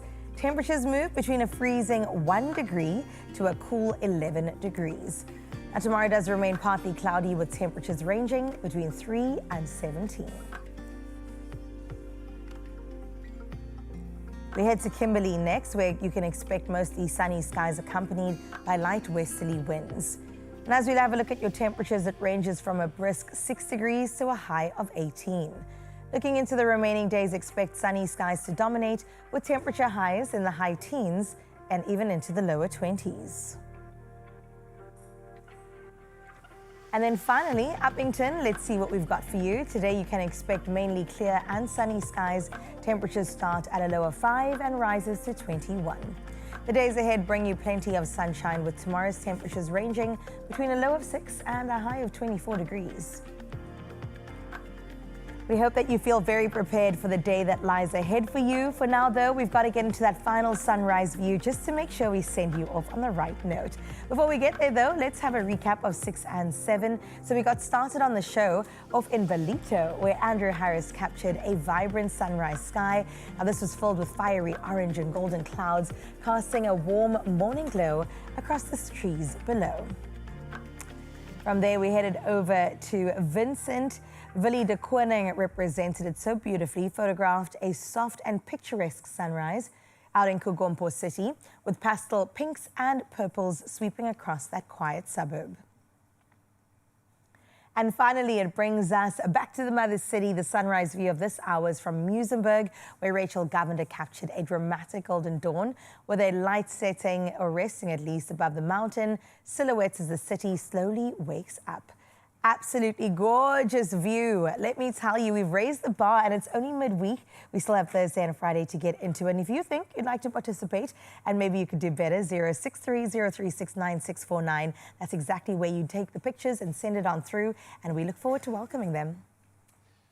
Zanzi, absolutely appreciating you all the way from KZN, Kugompo, Musenberg, and I'm going to give something back to you for elevating our mood. I'm going to give you the opportunity to win big, and that's if you play Lotto, Lotto Plus 1 and Lotto Plus 2 for 14.5 million rand, and that's in total estimated jackpots this Wednesday. It all could be yours, and I don't want you to miss out, Mzansi. So you can play the Powerball for an estimated 5 million rand. There's Lotto Plus 1 for 3.5 million, and then there's the Lotto Plus 2 for 6 million rand. All going down today. And what you're going to do is buy your tickets now, and you can do it today in store on the nationallottery.co.za website, the mobile app, or you can use cell phone banking. And we put all these details on our Expresso social media pages, so you can literally go check it out right now. Then that'll make sure you get yourself in the running to win big. We're talking big, yeah. We're talking about the Lotto Plus 1 and the Lotto Plus 2 for 14.5 million rand in total estimated jackpots, all happening today. So get involved in this one, Mzansi, and your life can literally change for the better. And speaking of the better, I can't think of anything better than whipped avocado. And yes, the one and only is coming through to teach us how to do this the right way and to celebrate this occasion. Also, in light of Africa Month, we are celebrating everything and bringing in a great conversation. And we've got a production on June the 16th, a very pivotal day in our country and one that must be commemorated. See you after this.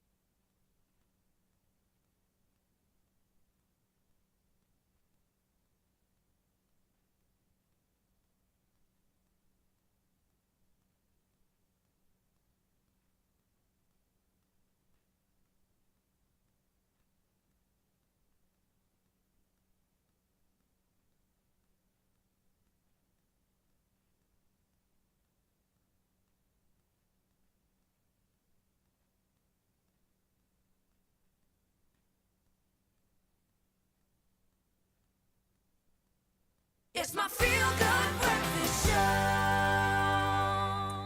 Well, welcome back. This coming June will mark the 50th anniversary of the Soweto uprisings. Can you imagine? And right now at the Baxter Studio out in Cape Town, viewers can really watch the highly acclaimed production of Rise 76, the story of June 16th, before it heads to Jozi, the Markets Theatre next month. Now, joining us on our couch, we have the privilege of welcoming them in. Director of this, it is Tisetso Mashifane, as well as two actors, Alex Sono and Botlale Mahlangu, from the plays. Guys, please, let's give them a feel-good welcome, everybody. So deserving, and thank you so much for joining us this morning, Tisetso. Hi. Incredible to have a woman at the forefront directing this, a black woman as well, representing so much beauty and I would say sacrifice at the end of the day. Yeah. So let's talk about this. I mean, it must be an immense honor, but also an immense responsibility. Absolutely. So what was your take? How did you even tackle this? Well, I was commissioned to write the piece by the Baxter Theatre and the Market Theatre to, as you said, commemorate the 50th anniversary of the uprising. And my first instinct was to try and understand the sort of nitty-gritty details that South Africans might not know, right? The everyday South African knows about the famous Hector Peterson picture, and that students were against Afrikaans as a medium of instruction at the time. So those are two basic facts that we sort of know about it. But I thought this event happened to plus minus 8,000 to 10,000 people. So there's a lot of people's stories that were missing. Right. So I thought to myself, well, I just want to hear from those more unknown names, right? And portray whatever details I could on stage. Right. So that was my sort of starting point in exploring this very, very big historical story. And I love that. Okay, so without giving too much away, what does unfold? What are we embracing? What can we expect as soon as our bums are on some seats? Right. So I understood that everybody knows the story, right? So I thought to myself, how do I surprise people? Yeah. So I have fictionalized the 1976 youth uprisings by creating fictional composite characters made from different people. So you'll find that one character is made up of the testimonies of maybe 5 people who were there on the day. And they're at a fictional high school who are dealing with the complications of Afrikaans as a medium of instruction. And we explore the sort of just before the uprising, so about May 1976, we start about there. And then we explore June 16 itself, when everything popped off, essentially. Then we sort of do the aftermath, because, you know, we look at what happened on the day, but there was a lot of lot of practical complications after that, So that's sort of where we take you, the timeline of We're it. in for an adventure, if anything. And of course, you guys are playing in the production. Yes. So Alex and Butale, please, who are you in the play? What are you representing? And how did you prepare for a role like this? Well, I play Bafana Buthelezi, who is one of the students at Molefe High School. I think the preparation has been a lot of, listening to the research, reading the testimonies, watching very horrific things. But I think it's been quite interesting to also then unravel these stories in family members who have, experienced 1976, who have experienced loss at the helm of, the violence of that time. So yeah, it's sort of brought me closer to people in my family and people around me as well. Because 50 years is not that long ago, actually. Not at all. People still living with that memory within their bodies. Absolutely. Sure. And how about you? I play the role of Alfie Ndlovu, who is a principal at Molefe High. So Alfie is the guiding hand, the parent, because of course, as school kids, for most of the part, you are at school, you're at the hands of teachers, right? And so I play that character. And preparing for that, we had, rigorous research. We had our director here provided us with research resources. We had to, like Alex said, we had to watch horrific stuff, read horrific testimonies, and so that's how we prepared for the role. And I love the fact that Alex also mentioned the family members that have experienced that live among us as well, because it is quite a horrific past, as you mentioned, that you don't necessarily want to touch on all the time, but it's also so important for the next generation to understand where they came from. So what is the value of putting a piece like this out there? Well, commemoration is a very interesting word, right? Because like you said, 50 years is not a long time, but a lot can happen in 50 years, right? Lots of people have been born since then. There's been time to reflect. The country has changed politically. So looking back, sort of using memory as a guiding tool to just maybe understand where we're coming from, at least from a youth perspective, right? We hear about it in our textbooks. We hear about it from documentaries, from family members, et cetera, but taking us into the nitty-gritties of that day, 50 years later, gives us time to, and hindsight is a wonderful thing, right? So it's just an opportunity to not only learn, but to just to understand and learn from the mistakes that were made at that time. It was an event that didn't need to happen, but it has happened, and it's defined so much of South Africa. So generationally, I think it does a great justice. Where there was injustice, there's justice in looking back and understanding where to from here. Yeah, and that's the question I think many people want the answers to, but we're working through it together. 8th to the 30th of May. Absolutely. Which means we've already begun. We've started. Oh, we have started. Oh, honey. Where can people get their tickets? Because as much as it is trauma that you are also unpacking, it is a story of strength and resilience, something that all of us as South Africans can definitely hold on to. So where can we get our tickets? How can we watch you wonderful actors perform? Yeah, we can get our tickets at Web Tickets. If you're at the Baxter Theatre, just pop into the theatre itself. The friendly staff will organize a ticket for you. Amazing. Also Web Tickets for the Market Theatre run. So, and we'll see you there. Sure. Guys, I don't even have to wish you good luck. It looks like you've got this. Thank you. Don't break a leg. Please don't break a leg. Please don't break a leg. Absolutely incredible work, and we definitely can't wait to experience this, bringing the year 1976 to the forefront in 2026, both at the Baxter Theatre and at the Market Theatre. Mzansi, please get your tickets If you've missed any details, they will be available at Expresso Show. Oh, from great conversations to great moments back in the kitchen. And there's so many seasons happening, ushering in so many other different varieties. But let's talk about this season that I'm so excited about. Avocado season. Yes, it's a thing. It's happening right now, and it calls for something rich, creamy, and effortlessly delicious. Now, Woolworths avocados, with their buttery texture and flavor, I think are perfect for easy upgrades in the kitchen. And today we're taking things one step further with a whipped creamy avo recipe that's smooth, indulgent, and packed with a flavor. And who other than author and Woolworths Tastes head of commercial content, Fatima Saib, here to show us how making avos and making the most out of the season go hand in hand, especially if you get them from Woolworths. Fatima, how are you doing this morning? I'm good, how are you? Excited because, can we be honest? Avos are absolutely versatile. I'm using them everywhere as a dip, as like a condiment, adding like texture to my meals. It just works so well. And someone that's also big on macros, it's such a good, healthy fat, plant-based. So it's like perfect for Nature Boy and perfect for anybody that's entering the season right now, right? Are you excited about it, I'm sure? Love. I have 8 avocados in my fridge right now. Waiting, Just waiting. Just like one a day. Absolutely love it. Here's a real question I want to put up to you is, do you have a favorite? I mean, in terms of the variety, the Hass avocados from Woolies, they are so good. They are so nutty. Did you know that they're nuttier than the green skin one? I haven't actually done like a little bit of a comparison between the two, so I don't actually know. So the green skin is more delicate and it's creamy, whereas this one is nuttier. Ooh, my voice. Nutty, yeah. I'm Look, so it's the excited. season. I'm like, I can't even speak.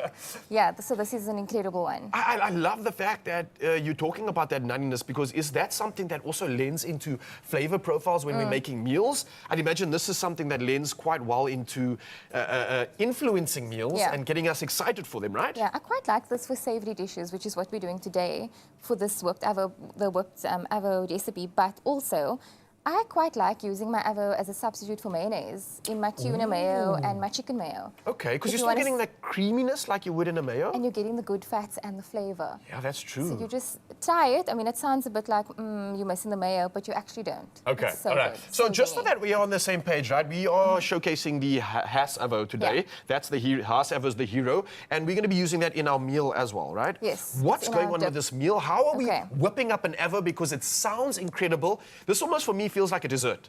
I mean, taste it and then we can see it. Okay. It's really nice and how are we savory. putting this together? So I'm going to pass you 2. So actually, this is great because if you look at the different skins, this one is riper, so it goes more purpley black when it's ripe, and if you actually feel it. Are these both Hass avos? It's the same thing. It's just this one is riper than that one. So this is the question I wanted to ask you: is like, how do we tell when it is ripe, when it's ready to be cut open? Because you can't like cut and check and be like, oh no, let me just put it back. Yeah. Or you squeeze it and then it's like hard or soft, and then you've ruined the entire thing. So how do we tell just from looking at it? So it's much easier with these, the color, whereas with green skin, you actually can't tell because the color stays the same. So a green skin avo, which is not this, that's normally green all the time? It's much softer skin. Okay, much smoother that makes sense, all right. But with the Hass avo, as you can see right here, Mzansi, literally you can see the difference. And I think this is what's making it so much easier to incorporate into meals. Because if you choose the darker variety or the darker looking Hass avo, that makes sure that this is the more ripe version, and this is going to be perfect for meals. And this is the one we're going to be using. This is the so one you've literally chosen one of these right now. So let me just pop these aside. And show us how you whip up an avo that already is decadent, is delicious, is creamy, but somehow we're going to elevate it. Yeah. Do you want to cut this one open and grab a spoon? Absolutely. Okay. You don't even, I promise you don't even need a knife. Is this how you cut your avo? Yeah. Let me show you why, because I want to do this. I want to do this, okay? How cool is that? Do you know I did that once and I sliced my hand open? Ooh, and especially with these sharp knives, be careful, guys. I almost nicked myself earlier. I actually did, but... Look how perfect it comes out. It was like so smooth. It's ready to just jump out of the skin. skin. Do that one so you can feel how smooth that was. Show me how easy this is. Yeah. It's almost like it's just ready to just peel off the skin itself, and just look at that. Come on! I would just eat it as is. It looks like a perfect avo, and it actually is. Okay. I'm going to ask you to do one more. Yes. And you tick. Now, how are you supposed to get this off, Masa? Okay, that was. I didn't think about that so clearly. Don't look now. Don't do sort this it out. at home. Okay, so I just popped it in the blender next to me over here. So how would you cut your avo? That was my method. Let's see Fatima's So I method. go this way. Oh, you go like Yeah. down the side. Yeah. So like a vertical cutter maybe. I do that. I just prefer, I think it looks so much nicer. You think so? Yeah, I suppose. You're all about aesthetics and Of not just course. the flavor, but also the presentation. I'm Yeah. just all about functionality. That's my problem, okay? Because see, then you can just, So you just You like don't have to showed hurt off. I thought I yourself. was cool with the knife and all, You more- and then you just showed off. that was dangerous. Here's a question I have for you. I know we are putting some of these ingredients in right now, but Yeah. talk to me about making an avo last, because sometimes we don't have the entire avo. We maybe have one half now that we pop on a toast, and then maybe later today or tomorrow morning I want to try have some of that same avo. Yeah. How do I keep it?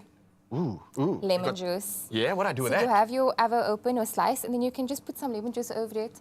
I like to turn it down, upside down, either on a plate or on some cling film, and then it stays great. But and then also, you keep the pip on it? no, in it? I take the pip out. Take the pip out. Yeah. So I that do just take kind of the pip sprinkles out. you on the surface. Yeah, so you're just going to cover the surface of the avo, turn it upside down, and then that's it. But also, if you buy your avos at Woolies, it's going to last longer. because of Well, that's a it's lot gonna- easier it's gonna than last the whole longer. lemon method. So I think I'm going to do that from now on. Zanzi, you should as well, because this is what it's about. It's green, it's bold, it's creamy, it's got that nutty flavor as well. Perfect for mixing in ingredients like this, and we're going to whip it up. Yes, but I'm going to ask you to squeeze that lemon in there. Squeeze that lemon in there, okay. And then I'm going to add some garlic. We have 4 garlic cloves. If you like more garlic, 4 garlic cloves, add half some a lemon. more. We've got 3 avos in here, yeah? we got 2 avos 2, in there. oh, sorry. And then this is 1 tub of ricotta. So it's going to give it that stability. It's going to make it beautiful and creamy and just give it more body. I was going to say, give it more body. Yeah. Yes, Totally. please. And often I And think... parsley. I'm just... Just some extra color. I'm just imagining Just do the that. amount of different things you could do with this alone. As a sauce, as a side, as a main hero. Yep.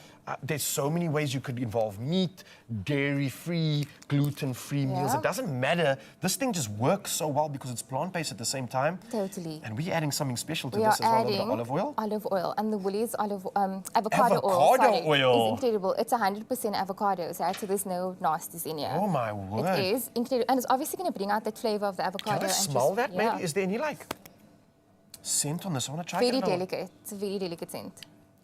It's subtle. Yeah. Ooh, you almost expect like avo to come through, but it's not an avo feel. It's not a a- very no. subtle sort of a texture that Very I'd explain. Delicate, but not that oily, overpowering feeling that you would have. So this is obviously the avocado oil from Woolworths that we're using right now. 100% avocados using this one.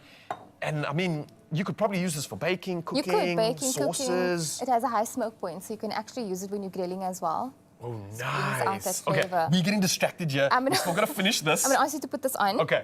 I've never actually worked this thing, but I think it's apparently quite easy, right? We're just Oh. going to like pulse this thing. Oh, there we go. here we go. Look at that. Look at that. Simple, Simon. I like to just stop it a bit and just have a look to see what's going on. Yeah. I see, It and looks good. I eat with my eyes. I'm a weird one like that. I think a lot of us are. No, you have to eat with your eyes first. Yes. Definitely. Okay. Ooh, how's it So looking? let's go a bit more. Okay, we just got to get a little bit of that parsley. It's being naughty, so let's just tuck it in there. Yeah, thank you so Let's much. just push There that we down. go. There we go. Nicely done. Okay, close Look that how up quick again. that was. We're nearly there. I Just know. A few more seconds and you'll get the perfect consistency. And I don't feel any pressure in this meal as well. It's like No. fun to make, it's enjoyable. Conversation starter as well. Yeah. Invite your friends over and do this if you can and if you want. Oh, there we There go. we go. Now we're getting a beautiful consistency. How do you want this to look at the end of the day? Just let it go a little bit more. We want creamier, more broken down. Creamier, more Just broken a down. little bit, just a little Okay. bit more. Uh, I'm going to add some more oil in here. ooh, it is looking good, Zanzi. Oh, can you smell it? I The can. garlic and the I like avocado. what's neat about this There is we that go. it's giving.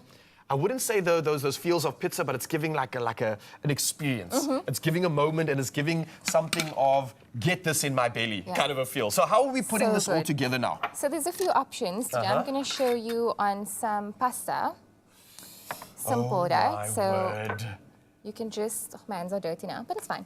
All right, so let me just move this out the way so Zanzi can see exactly what's Can you going on smell here. this? Oh my gosh. I wish you could smell this right now. I would just eat it like that. You could with a dip. It's a Yeah. really good dip. So do you know those baby carrots at Woolies, the chef style Yes, one? yes, yes. Those are my favorite snack ever. I launch into those. They're like chips for Wow, me, they're so actually. sweet. I know, they're so good.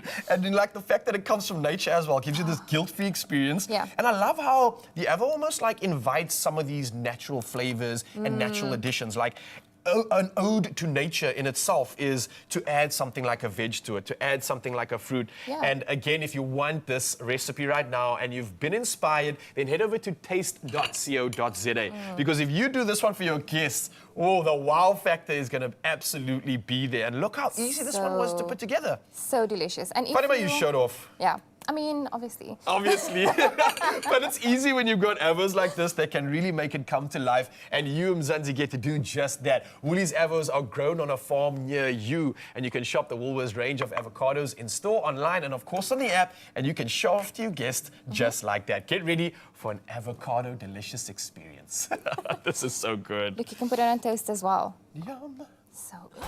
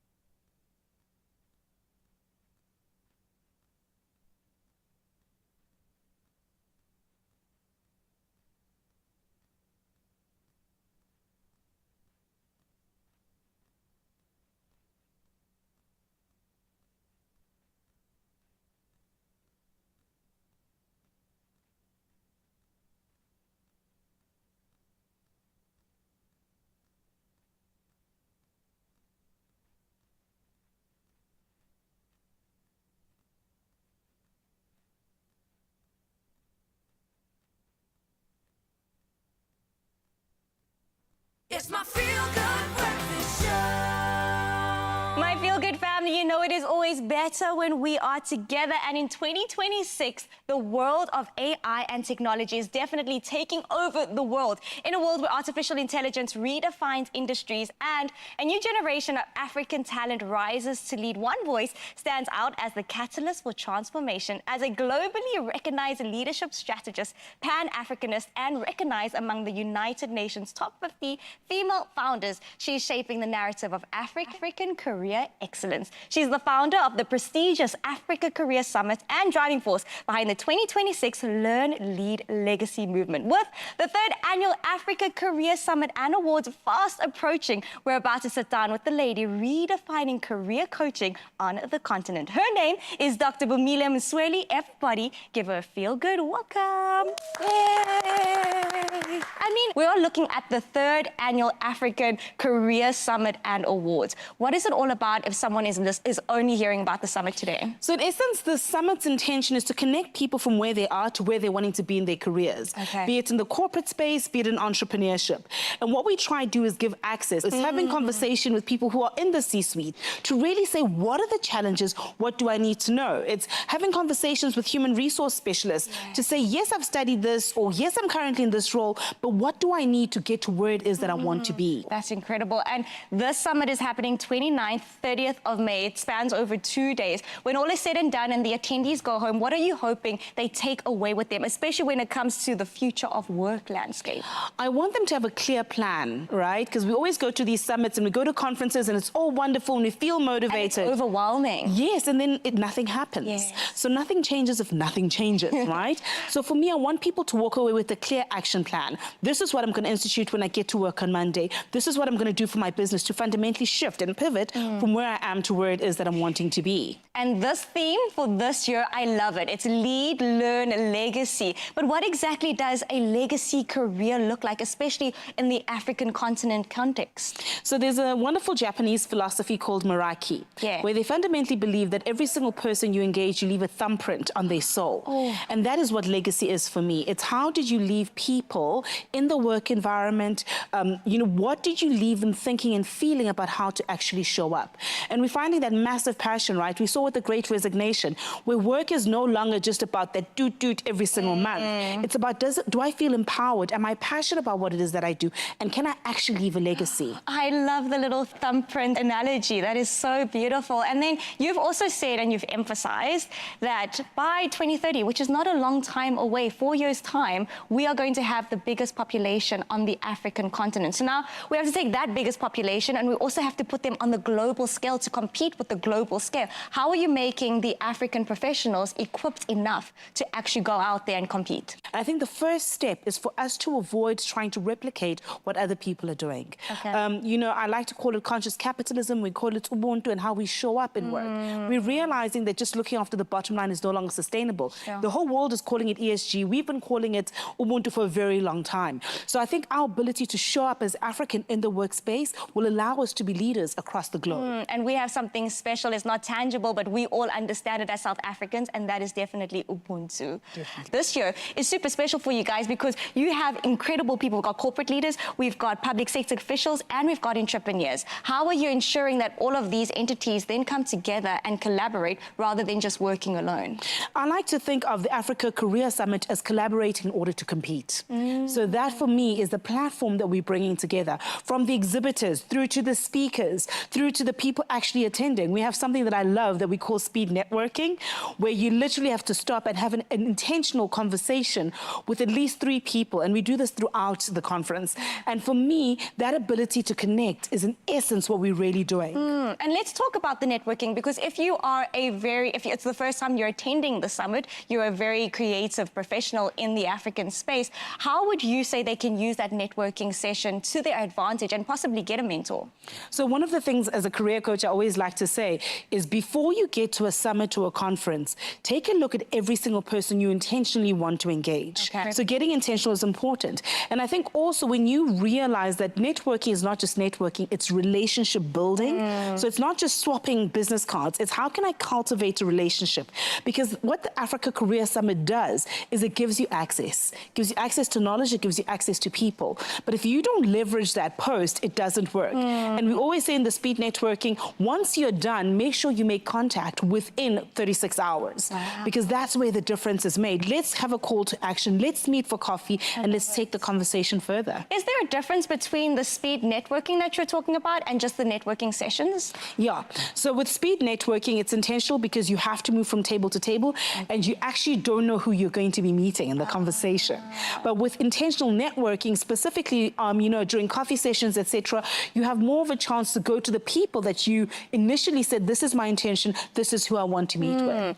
Everybody who wants to join the summit, 29th and 30th of May, where can they get tickets? Where is it all happening? So you can literally DM us at Africa Career Summit, or you can DM me at Vumi Msweli, VUMI-MSWELI, on Instagram, on LinkedIn, and we'll happily send you the link. Oh, exciting. Well, Doc, thank you for joining us. I think you left your thumbprint on me today. Thank you. Incredible. We'll see you on the 29th and the 30th of May. And of course, Doc wants to see you on the 29th and 30th of May. If you are ready to move from ambition to action, then don't miss the 3rd Annual Africa Career Summit and Awards. It's, of course, taking place on the 29th and 30th of May at the Capitol on the Park Sandton. Make sure you secure your tickets at www.africacareersummit.org. And hey, maybe we'll see you there. What a way to celebrate Africa Month as well. We're doing it throughout the month of May, and that is just a little snippet of what you can get involved in. Yeah, and we're going to be celebrating everything Africa and all the infusions there are, because we're heading back into the kitchen for the Culinary Hotline Bling, and bet your bottom dollar there's infusions coming at you in all sorts. Yes, our 2 superstars of the morning are standing by to entertain you. See you after this.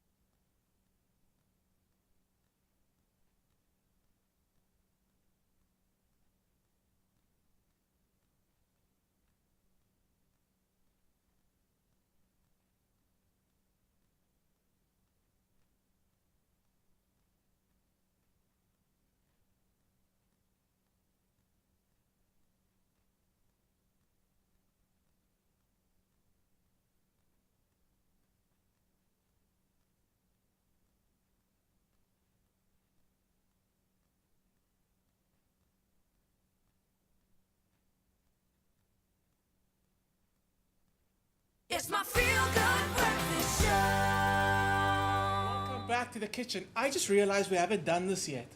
It's the culinary hotline bling! Better late than never. That was all the Ryle, by the way.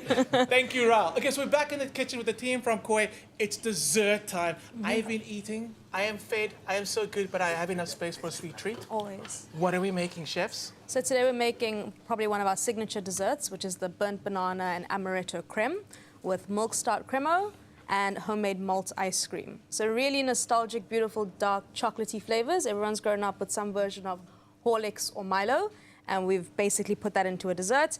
And Jeff loves a little bit of beer, so that's why we thought we'd bring in the milk stout. What magic is happening in your pot? Can you show us? So, because that looks so interesting. So this is actually the base of the dessert. This is our burnt banana creme. So take bananas, fry them over the fire, nice and smoky. Also, like helps them get sweeter, just as we burn them. Sorry, let me just. What? So you see the the black banana. I was like, okay, so it's the banana peel, and then I love that you're using it because there's so much flavor, aroma, and so properties in there, and it smells. Yeah. Wickedly good. It smells like the best maltabella / banana / There we go. Exactly. Hey, what's that? That's what we're Nap going time. Whoa. Okay, swap. I'm going back. Okay, go on. So we've infused that into this custard base, and then we're just going to temper it. So in here I've got some egg yolks and then some sugar. So just once again. Do you just work this peacefully together in the kitchen? You know what? Yes. Surprisingly. I actually we really do. No. So- we get asked a lot, how do you do it? It's It just quite works, simple. No. Hey, if it works, it works. Exactly. You don't have to question it. While you're doing that and while you're busy tempering, because I know you've got to pay attention to that, I'm going to distract you and ask you, talk us through a day in the life of a chef at Koi. But like, not in too much detail. I wake up at... But what time do you wake up? What's the day about? What time do you get home? What do you eat when you get home? So I'm traveling from the south, so traveling, you know, you got to wake up quite early. Traffic, as we know, in Cape Town is ridiculous. Yeah. So our day starts at 8:30, so I'm normally pulling into work at about 6:45, 7 o'clock. And it just helps me start my admin so that I don't have to do admin necessarily during the day. And then the team arrives between 8:15, 20 past 8. We sit down, morning briefing, how the day is looking, sort of the way forward for the day. And a big part of our day is understanding what are we feeding each other. So staff conversation. You know, we've worked in a lot of places where it's like, we'll make something. In the morning, we decide what are we having and who's doing what. Because I always say to the guys, feeding your colleague is as important, if not more important, than feeding your guest. Yeah. Because, you know, you're standing next to each other all day. Someone upstairs in the control room in my ear just said, we're going to adopt that for Expresso. Love that. I love that. Watch them make me cook all the time. But I love that. And it's about, in corporate, they like to say, we're a family. The thing about in restaurants, you really have to lock into the person next to you on a whole nother level. It's demanding in that aspect. Yep. And I love that you guys have found this beautiful harmony We have in how to to. do it. So sorry, okay. We've made our way to the restaurant and we've had our briefing. What's next? And then, lunch starts at 12, so it's about pushing, prep, getting done by 11:30 latest, setting up, and then our first guest walking in at 12. And then it's go until about 3:30. And it's service. You don't even feel it. Yeah. It flies by. Then a break in the middle for about an hour and a half or so, and then dinner starts at 6. There we so go. very little turnaround time. Life at the waterfront during the festive season is. It's a democratic republic of the waterfront. 100%. While you Always. played up, sorry, we're almost there. Talk to me, and maybe you can tell me. Yes. What do you eat when you get home? So I'm probably the right person to ask because Jeff is very disciplined. He doesn't eat when we get home. I'm impartial to just a bit of cheese and butter on some toast. That sorts me out. Maybe a late night McDonald's Happy Meal, but you know, for the most part, a bit of cheese and toast. That's all I need. And you know the spicy Shin ramen noodles. Yes. That's a current favorite with a little egg on top. Oh, lovely. And some kimchi. Yeah. Oh, you see, you got to add that That's little a bit good of a one. chef flair. You It's have absolutely to. amazing. But that's my favorite. Cornflakes used to be the go-to. Yeah. Come home at night, cornflakes. Yeah. No, we've moved on from We cornflakes. have moved on. We have. And we are now moving on to this beautiful dessert. Yes. So you got the beautiful caramel, green caramel at the bottom. And then, so what we did in the ramekin beforehand, which you didn't get to see, was we made a really dark amber caramel. It was a wet caramel where you put sugar and water in a pot. And you take it to about hard crack, which is 170 to 180 degrees. It needs to be really dark and bitter because that cuts through the quite a lot of the sweetness of the creme. Someone fell off their chair because they were so just blown away by the amazing dessert. I hope the person's okay. And then on top of that, we have a 64% Manjari chocolate cremo. So Sorry, what did you say? there we go. That bag is May I? yours, of course. And it's from Madagascar. The Manjari chocolate is helping to emphasize that Africa, it's from Madagascar. You know, great chocolate producer. Yeah. Wickedly good. This dessert's all about nostalgia Exactly. for you at some point. Yeah. You know what I mean? I love that you spoke about Maltabella because, you know, you're able to pull something from your childhood or something that's familiar. And more often than not, that's the reason why people come back, is because they say that reminds me of porridge that I used to eat. Or for me, it was Milo that I used to drink and still do drink. Imagine that with the foreigners sitting at the table. I remember when I was a little African boy eating malted bread. I think stranger things have happened. Stranger things happen. Yeah. But I do love that basically I was joking, but that is the story of food is telling. It's telling a South African story. 100%. And it puts that person in that position where previously I would just tell you about it, and now someone's actually there experiencing it. One of the biggest compliments you get is someone saying, "You took me back to my childhood. My mom made a similar flavored or tasting thing." Biggest compliment. Yeah. You know, without knowing you, we've tapped into your memories. Of course. We planned it. Don't go anywhere. You don't go anywhere. When you come back, we're going to do a beautiful tasting of this. I'm going to get my spoon ready. You don't go anywhere. What if your dessert came with a little extra and 2,000 Rand in your pocket? Stand a chance to win one of 3 2,000 Rand cash prizes, plus a smooth, creamy Country Fresh hamper. To enter, post a pickle video showing us how you add that extra to your favorite dessert using Country Fresh mango and vanilla alongside your pack. Tag @countryfresh_SA and @Expresso Show and use hashtag #CountryFreshDessert. Competition closes midday 20 May. T's and C's apply.